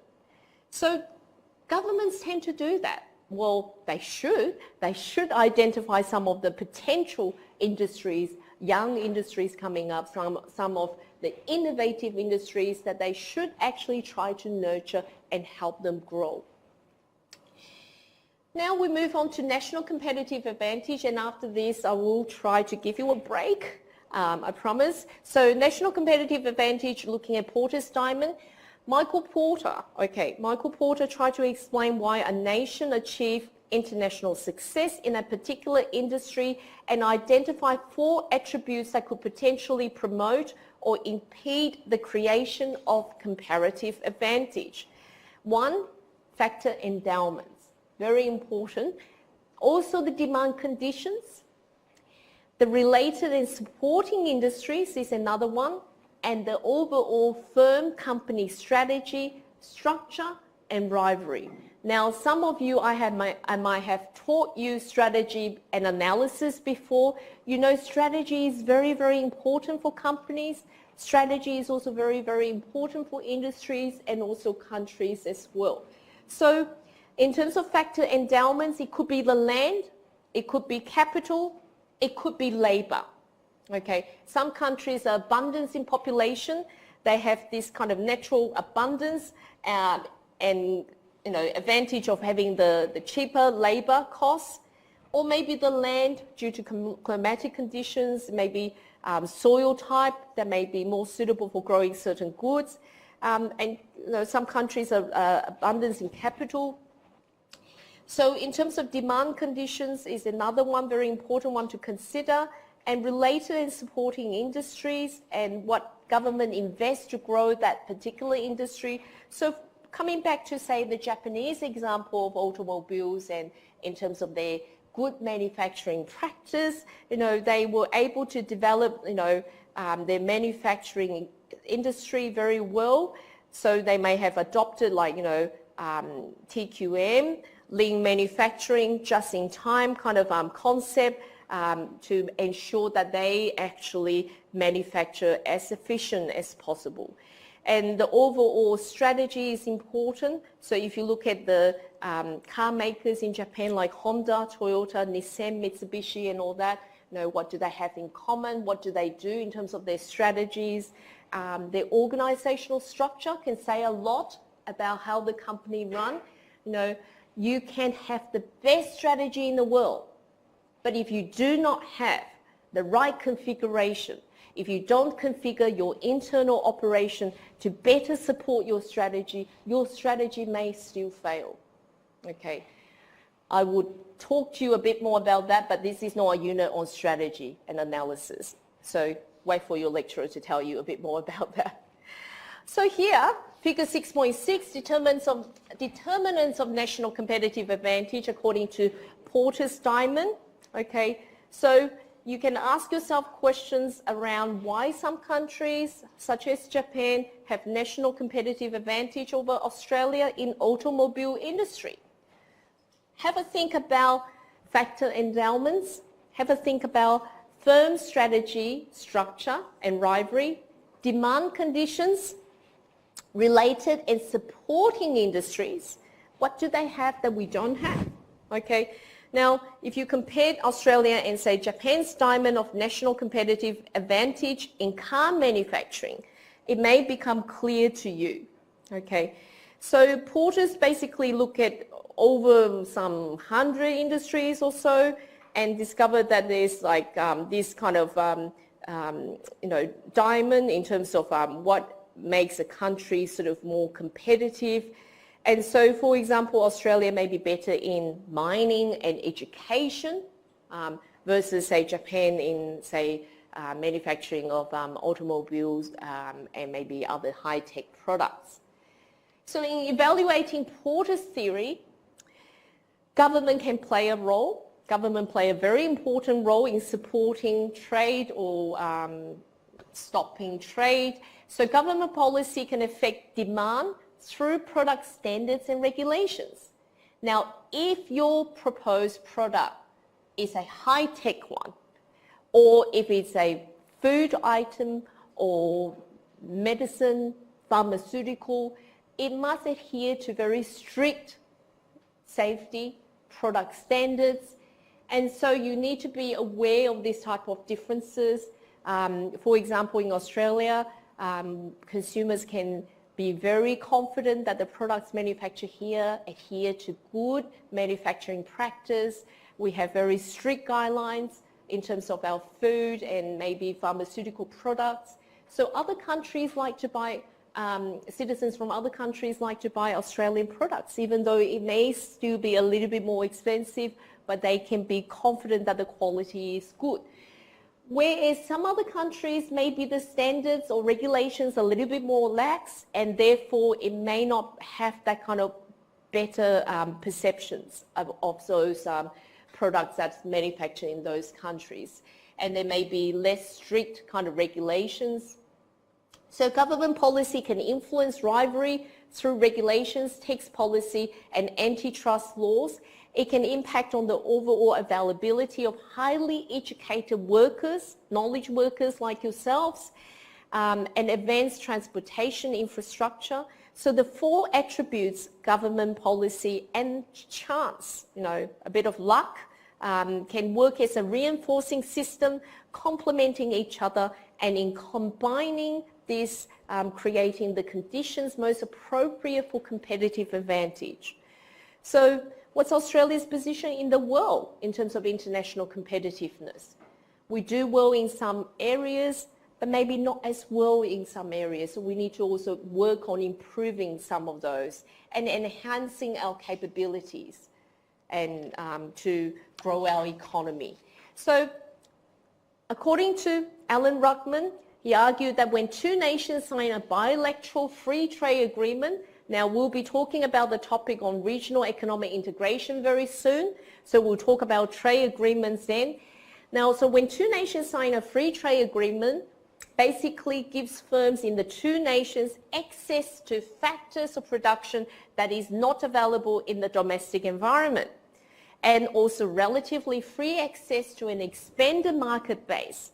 So when Australia signed a free trade agreement with China, it then opens up opportunities as well, or other countries. So also access to a new set of suppliers and related type of industries that we wouldn't otherwise have access of, and it would take years to develop, lots of money to grow and invest into, and also a new set of competitors. Now, new set of opportunities, but new set of competitors as well. So it doesn't make us immune anymore. So we open up opportunities, we also open up competition. So a new set of competitors within a unique competitive environment. So free trade agreements have the effect of changing international trade landscape altogether. More on implications. This time we'll look at implications for international business. Now, there are four main implications for international businesses. One, location implication. We need to think about where to locate some of these activities. Do we manufacture local? Do we manufacture overseas? First mover implications, first into market. You can gain some advantage that way. You can grow your market share. But there's also first mover disadvantages as well. Policy implications, what are some of the government's policies to support some of these? Competitive capability implications as well. That brings us to the second part of this week's lecture on foreign direct investment, and this is the time where I give you a 10 minutes break and then we'll come back and resume. And I'm hoping to get through this next half and then talk about assignments as well.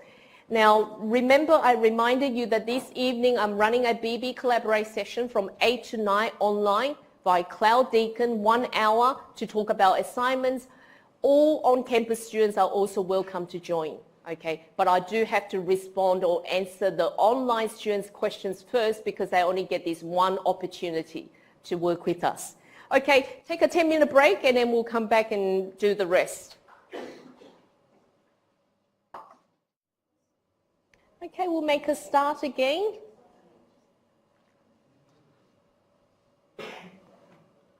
Right, now before the break, we were looking at trade and investment theories. And as I have mentioned to you, that certain trade theories may explain patterns of trade at that point in time. It may not explain the more modern trade patterns between countries. And something you need to think about is what these trade theories mean, and if you're able to sort of understand what the trade theory represents, it may explain simple trade of natural resources at that point in time, but it may not explain the sophisticated trade that we have in today's world due to globalization. And hence, we have more recent firm-based trade theories being proposed by the economists.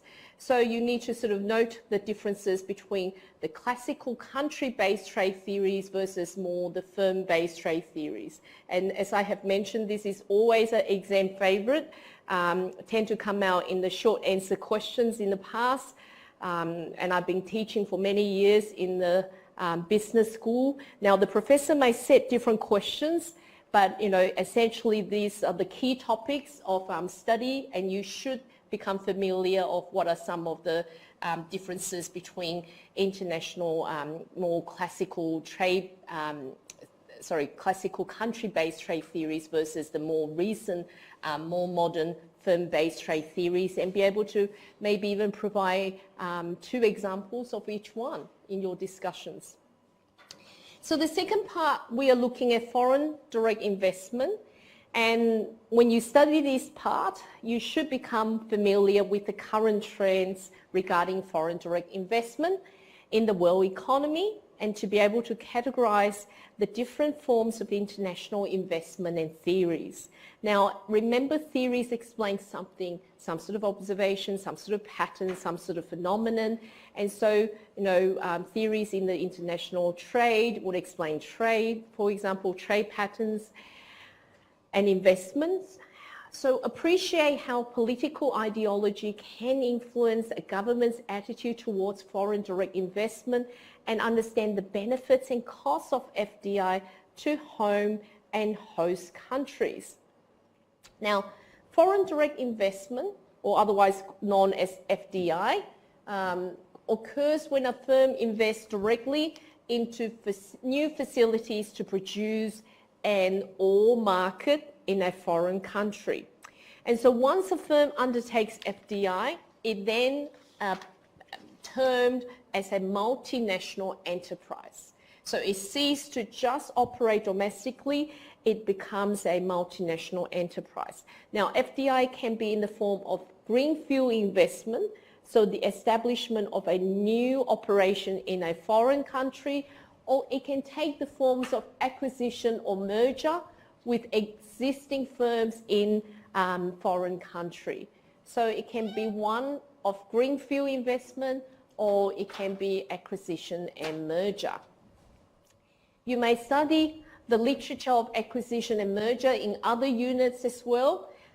You may study some of these concepts already in other units. What I was saying, a conversation that took place during the break, is that through your study of MBA, towards the end, everything will come together. What you're learning in one unit, you may also learn in another unit in economics, in finance, in accounting, in marketing, in strategy, in communication.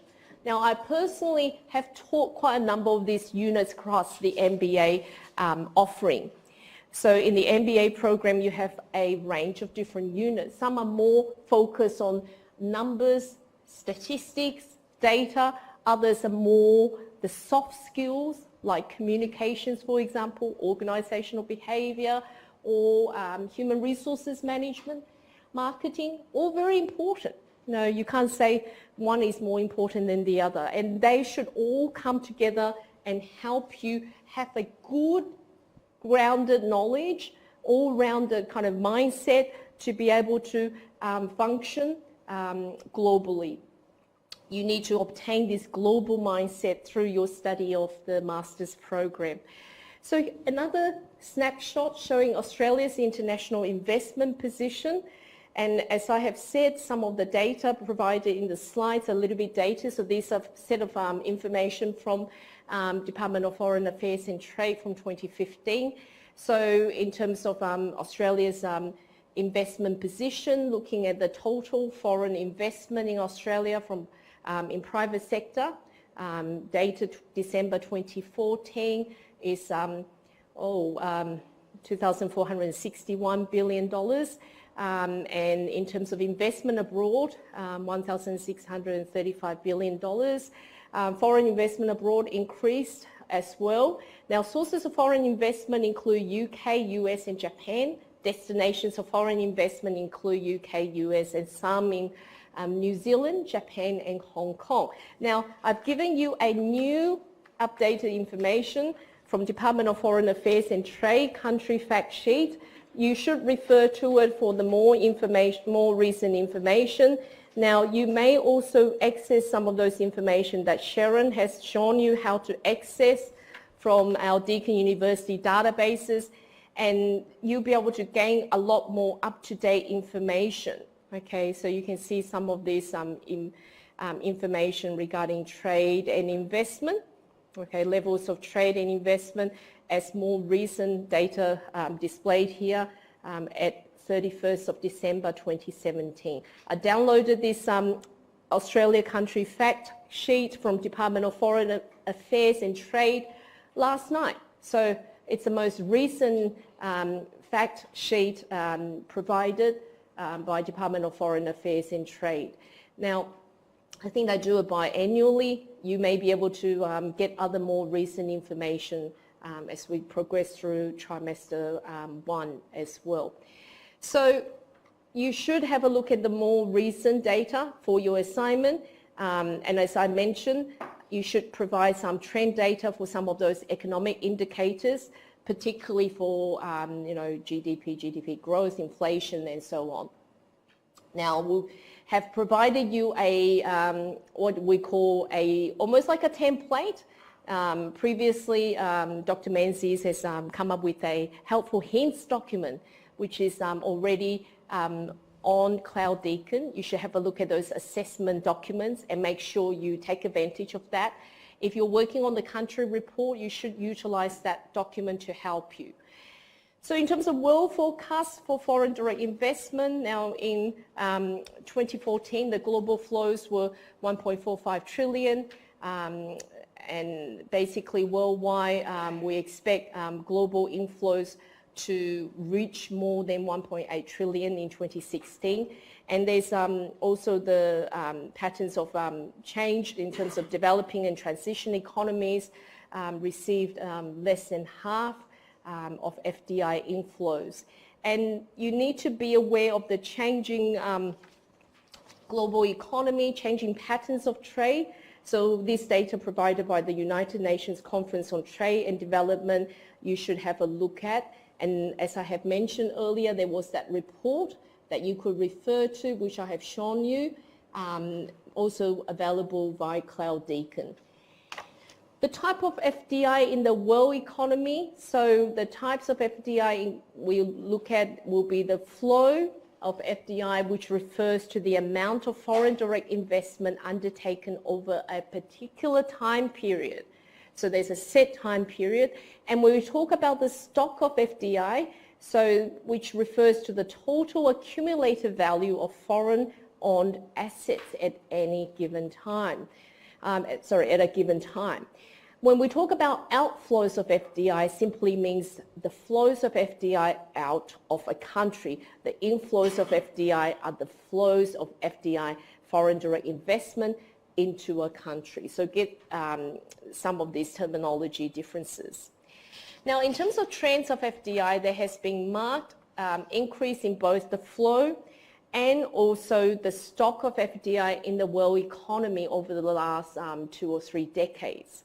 So if we look at the last 30 years or so, foreign direct investment has grown more rapidly in their world trade and the world output because firms still fear the threat of protectionism.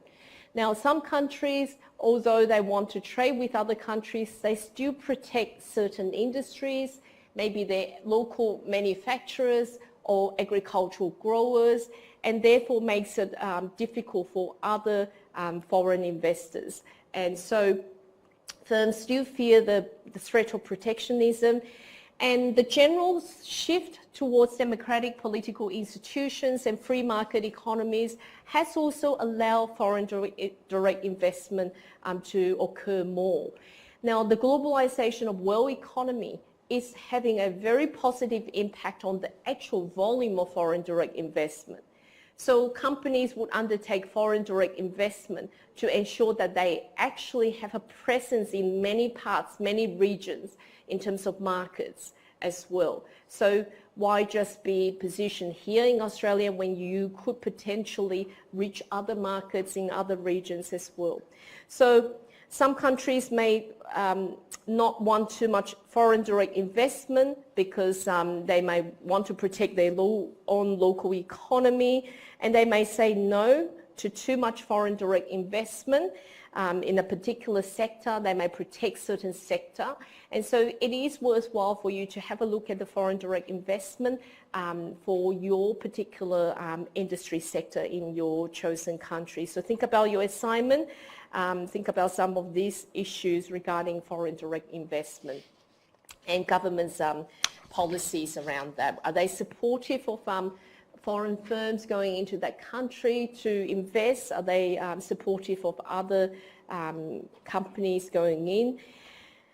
So this is figure 8.1, looking at FDI outflows between 1982 to 2010 in US billions of dollars. And you can see that in the past 30 years or so, you would have seen a marked increase in both the flow and the stock of FDI in the world. Now, you can see there's the figures goes all the way through to 2010, and you could see what happens after 2008. There's that dip again due to GFC, isn't it? So it's important when you look at graphs, you look at data, to note any anomalies and to think about what actually happened. Why is it on a steady increase and then it dropped? Maybe 9/11, maybe global financial crisis, that would explain the decline, or maybe earthquakes, natural disasters in certain region of the world. It all play a role in affecting the outcome. The direction of FDI, now most FDI historically been directed at developed countries, with the United States being a favorite destination. Foreign direct investment inflows remain high during the early 2000s for United States and also for the European Union, but that is also changing. So Southeast and Southeast Asia, particularly China, are now seeing an increase in FDI inflows. Latin America and Africa are also emerging as very important regions for foreign direct investment due to their booming natural resources. Now there's abundance of natural resources in Africa, right? Many countries are eyeing that and wanting to go in and invest. And so we need to be aware of that. FDI inflows, so this is not a very clear slide, but it shows the FDI inflows global by groups of economy between 1995 to 2013 and projections as well in billions of dollars. And you can see the differences between developed economies, transition economies, developing economies, and also in terms of world total economies. And you can see the transition economies in the blue kind of shaded dotted part where countries transition from previously a command type of economy to more free market democratic type of economies. And then you see the developing economies also receive inflows. Developed economies are the greatest recipients of FDI inflows. Again, here we have another diagram looking at FDI inflows by regions in US billions of dollars. And so basically you could see from all the way from 1995 through to 2010, there's that kind of gradual increase of FDI into developed nations. So the pink shaded bar graph represent developed nations versus the green developing nations. And you could see that gradually the developing nations are on the rise, isn't it? You could see that changing kind of pattern over time. That initially it's the developed nations, but now it's like that steady increase of the developing nations. And if you look at more recent data, it will probably show you that marked differences even more. The direction of FDI, so here we look at the gross fixed capital formation that summarizes the total amount of capital invested in factories, stores, office buildings, and so on. Now, all else being equal, the greater the capital investment in the actual economy, the more favorable its future prospects are likely to be. So FDI is seen as an important source of capital investment into a country and a determinant of the country's economy, and particularly in terms of its future growth rate. Very important. So since World War II, the US has been the largest source country for FDI.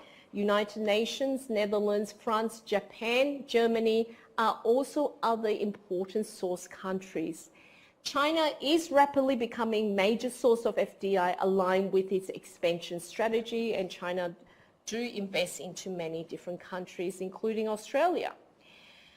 Here, figure 8.5, look at a cumulative foreign direct investment outflows in terms of US billions of dollars, and you can see the different countries: United States, United Kingdom, Netherlands, Germany, Japan, and France. And so the winner of FDI is United States, but even that is actually changing.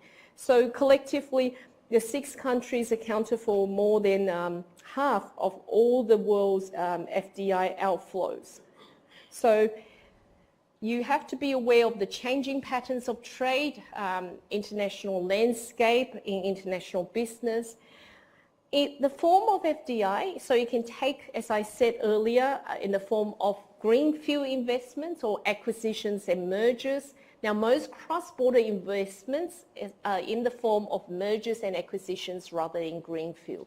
Some of you may have studied some of the literature of acquisitions and mergers. And you know, acquisitions and mergers are not easy, easier said than done. There's a lot of problems with acquisitions and mergers, particularly managing the human resources side. So you may actually study that in human resources management. Firms might prefer to acquire existing assets because mergers and acquisitions are often quicker to execute than greenfield investments.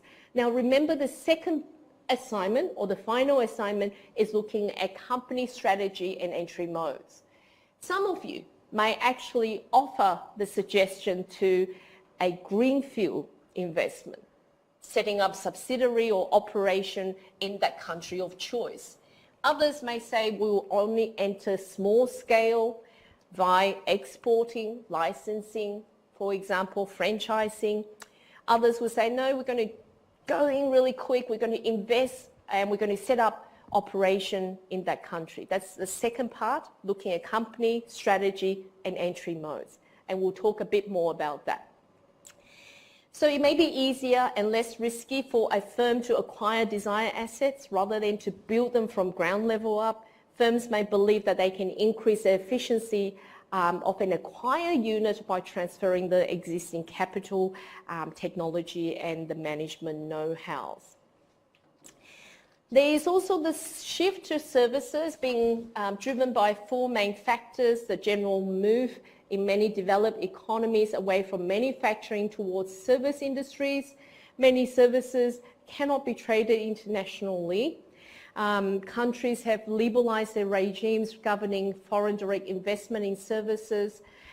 The rise of internet-based global telecommunications network has enabled a lot of these services enterprises to relocate some of their value creation activities to different nations to take advantage of the most favorable costs. So if you're a company, you want to take advantage of cost savings. You want to think about where best to place some of my value creation activities. Is it better to manufacture locally in Australia, or is it better if we go abroad and manufacture, say, in India, Pakistan, Malaysia, Indonesia, or China? Where should we base some of our value creation activities to benefit our firm? So why do firms choose FDI instead of other options? Maybe through exporting, producing goods at home and then shipping them to countries for sale is one method. Licensing, granting a foreign entity the right to produce and sell firm's product in return of a royalty fee on every unit it sells may be a good strategy to adopt. So in looking at FDI, we need to think about horizontal direct investment. So the FDI in the same industry abroad as the company operates in at home. So if it's a manufacturing industry, the same manufacturing industry abroad. Now, foreign direct investment is very expensive exercise, very, very expensive. Firms must bear all the cost of production, facilities or acquisitions. It is in general a lot riskier than other modes of entry. So when do we use horizontal FDI? When high transportation costs involved for a product, market imperfections, so referring to internalization theory, you may wish to read up on that in terms of some of the impediments encountered to free flow of products between nations, impediments of the sale of know-how, following the lead of competitor, so that may be one reason in terms of strategic rivalry. Product life cycle, we discussed product life cycle, product having certain cycle, so go through like the very infancy to all the way through to mature to decline, but may not actually explain when it's profitable to invest abroad. Also, there's location-specific advantages, particularly in our consideration of natural resources and maybe even labor costs and all that as well.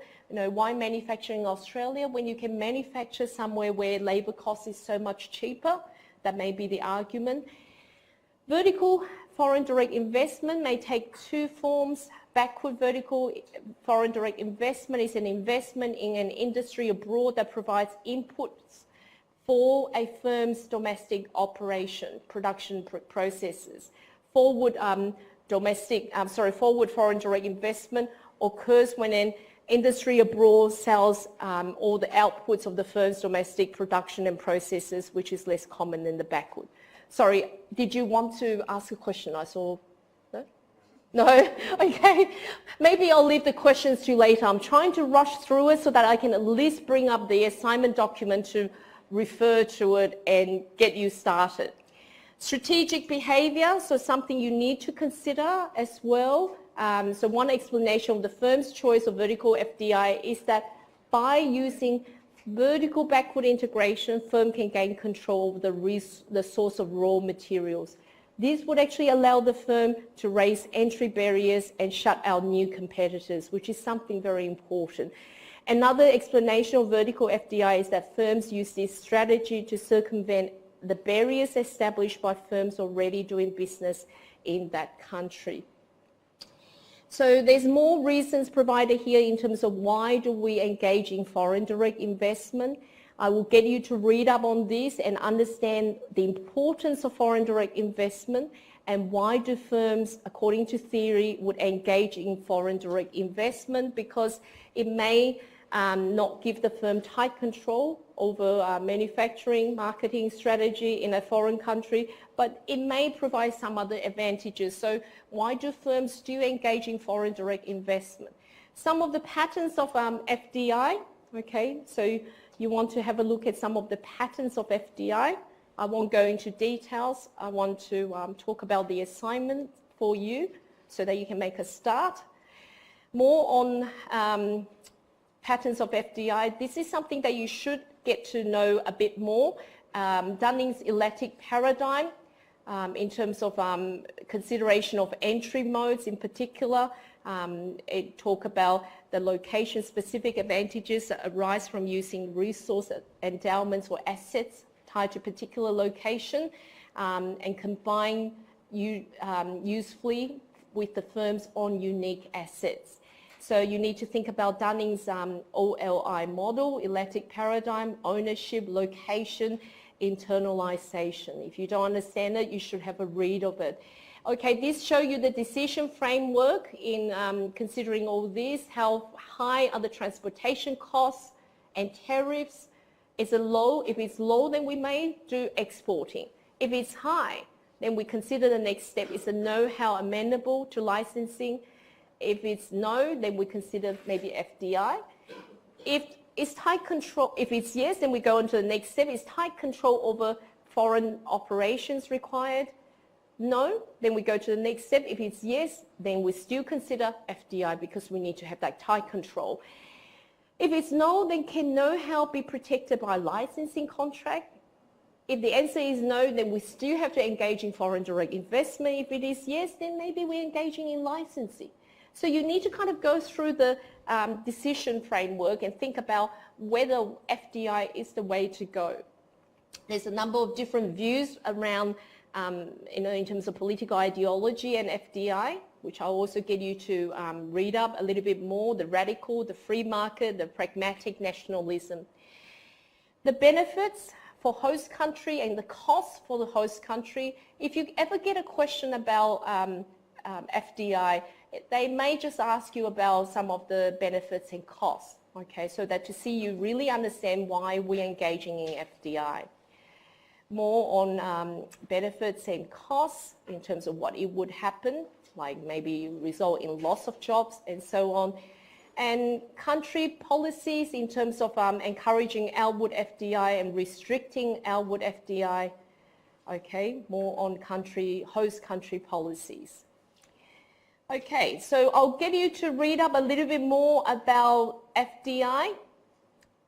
Here is the last slide that talk about Chinese FDI into Australia and some of the sentiments.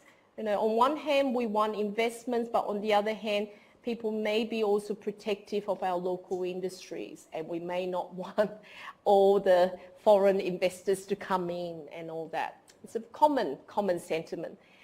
Some of the reminders, so remember Sharon came in and did a presentation, very useful presentation. She provided you with a lot of information about where you can access some of the valuable country, industry, maybe even global kind of information, company information. It's very, very useful. So do refer to her notes. I will, once I get the slides from her, upload onto the Cloud Deacon space and post a small message, short message to let you know. Now tonight I'm conducting a BB Collaborate session. So for those of you who wish to talk about the assignments, come online, work with me from 8 to 9 o'clock via Cloud Deacon online classrooms. Next week we're looking at international trade and investment policies and cooperation between nations, where we talk about regional economic integrations and maybe even interesting discussions around Brexit or European Union. So, sorry to rush through all that, but I have to make sure that you get the most of it. Now, let me bring up the assessment documents. Now that you have completed your proposals, you are ready to move on to, and this is the set of questions that the professor has uploaded for you, so you should review it. You should look at assignment helpful hints document to help you. This can act almost like a template, okay? Have you seen this document on CloudDeacon? Yes, wonderful. So the clever ones have already downloaded a copy, referred to it, and now you need to read carefully the assessment brief. Okay, the country report assessment brief. 30% individual assignment, not group. Okay, so it's individual assignment. If you do a group one, you'll fail. It's an individual assignment. You have proposed 3 countries or 2 countries, depending on your group number. If you have 3 people, you propose 3 countries. So each one of you in charge of 1 country. You are now to go away and work on this country report. What do you need to include? You need to, for each country, discuss the economic factors, political factors, legal issues, trade and investment environment. Now, many of you will not do well in the trade and investment environment. Many people just skip through it. When we mark the assignment, we want to see all the parts are present. Don't neglect presenting only some parts. You know, some say, oh, I'm only going to do the economy. I'm not going to do political. I'm going to do legal. It's not pick and choose. There's no pick and choose. You have to cover them. How are we supposed to know whether your country of choice is a suitable one if you don't talk about the economics, the economic factors? If you don't know the political kind of landscape, what type of government do we have in that country, the legal issues, what type of legal system they have, what are the trade and investment policies, foreign exchange issues, money. We're talking about international exchange of different currencies. So if you're an Australian company, come on guys, give me a few more minutes, you'll be out of here. So if you're talking about exchanging different currencies, we need to understand a bit more about the foreign exchange system they have, what type of foreign exchange system, financial factors. Can a local Australian firm have access to banking? Can they borrow money? What about when we make profit in that country? Can we repatriate our profit back into Australia? So these are some of the issues you need to consider. Some of the relevant cultural factors and challenges that you may pose when you go into that country. So here are the detailed notes. You should have a read. And if you're clever, you look at the assessment helpful hints document together with the marking rubric. Don't neglect the marking rubric. If there's not yet a copy, ask the professor for one. He is in charge of the whole unit site, so contact him. Make sure the marking rubric's there for you guys to view. Assessment brief, you read it. Assessment helpful hints document. Look, this is like a template, right?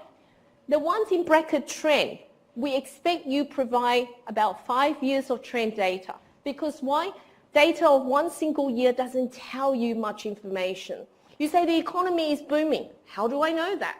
If you only provide 1 year, right? But if you provide me 5 years, I can see that, right? Okay, and inflation is very good. How do I know whether the inflation is good or not unless you provide me with a few years data? It's been steady. Give me some information. Reference. Intake citation plus reference list. Use good credible sources. Now, Sharon has provided you with the know-how, the strategy to search for information. You should do that. Now, many of you do not provide a forecast. That's one of the major shortfalls. Every single year when we mark country reports, students neglect the forecast section. Forecasts of some of these factors are more important than others. So, for example, the culture is not going to change overnight, but the economy can, right? So we would like to see some forecasts. You can do it for each of the sections, or you can do an overall forecast at the end. It's up to you. Recommendations and conclusions. Have a look at the marking rubric. We specifically ask for that. Some of you don't even provide us with an executive summary. The executive summary is very important. It should be succinct. It should be one page. This is what senior executives read first. How can you not provide an executive summary? You lose marks that way. Okay. The difference between writing an executive summary versus writing an introduction, here, look. They show you how to write an introduction, even tells you what should be in the introduction. Yet so many of you get the executive summary and the introduction confused. So if you're not sure how to write a business report, you can actually seek some additional support. There's writing mentors, there's a language and learning advisors. They will be able to help you with more hands-on support on how to write academic pieces. Okay, this is all I have time for to discuss the assignment.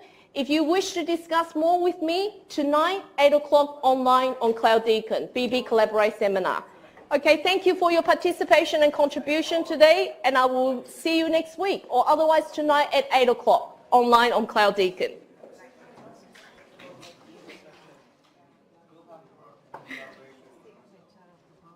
Yeah, sure. Oh, there's some fact sheets of China, India, and United States. If you are doing them, feel free to take one. I printed off 6 or 5, just in case there's some students. I just want to show you the differences in Australia here as well. Sorry, I could not print for all the different countries, but you can access them on Department of Foreign Affairs and Trade.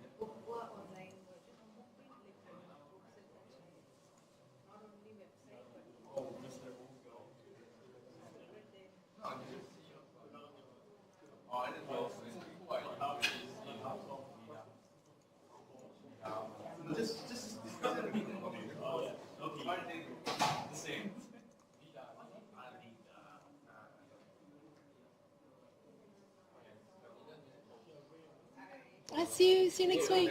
Bye. Have fun.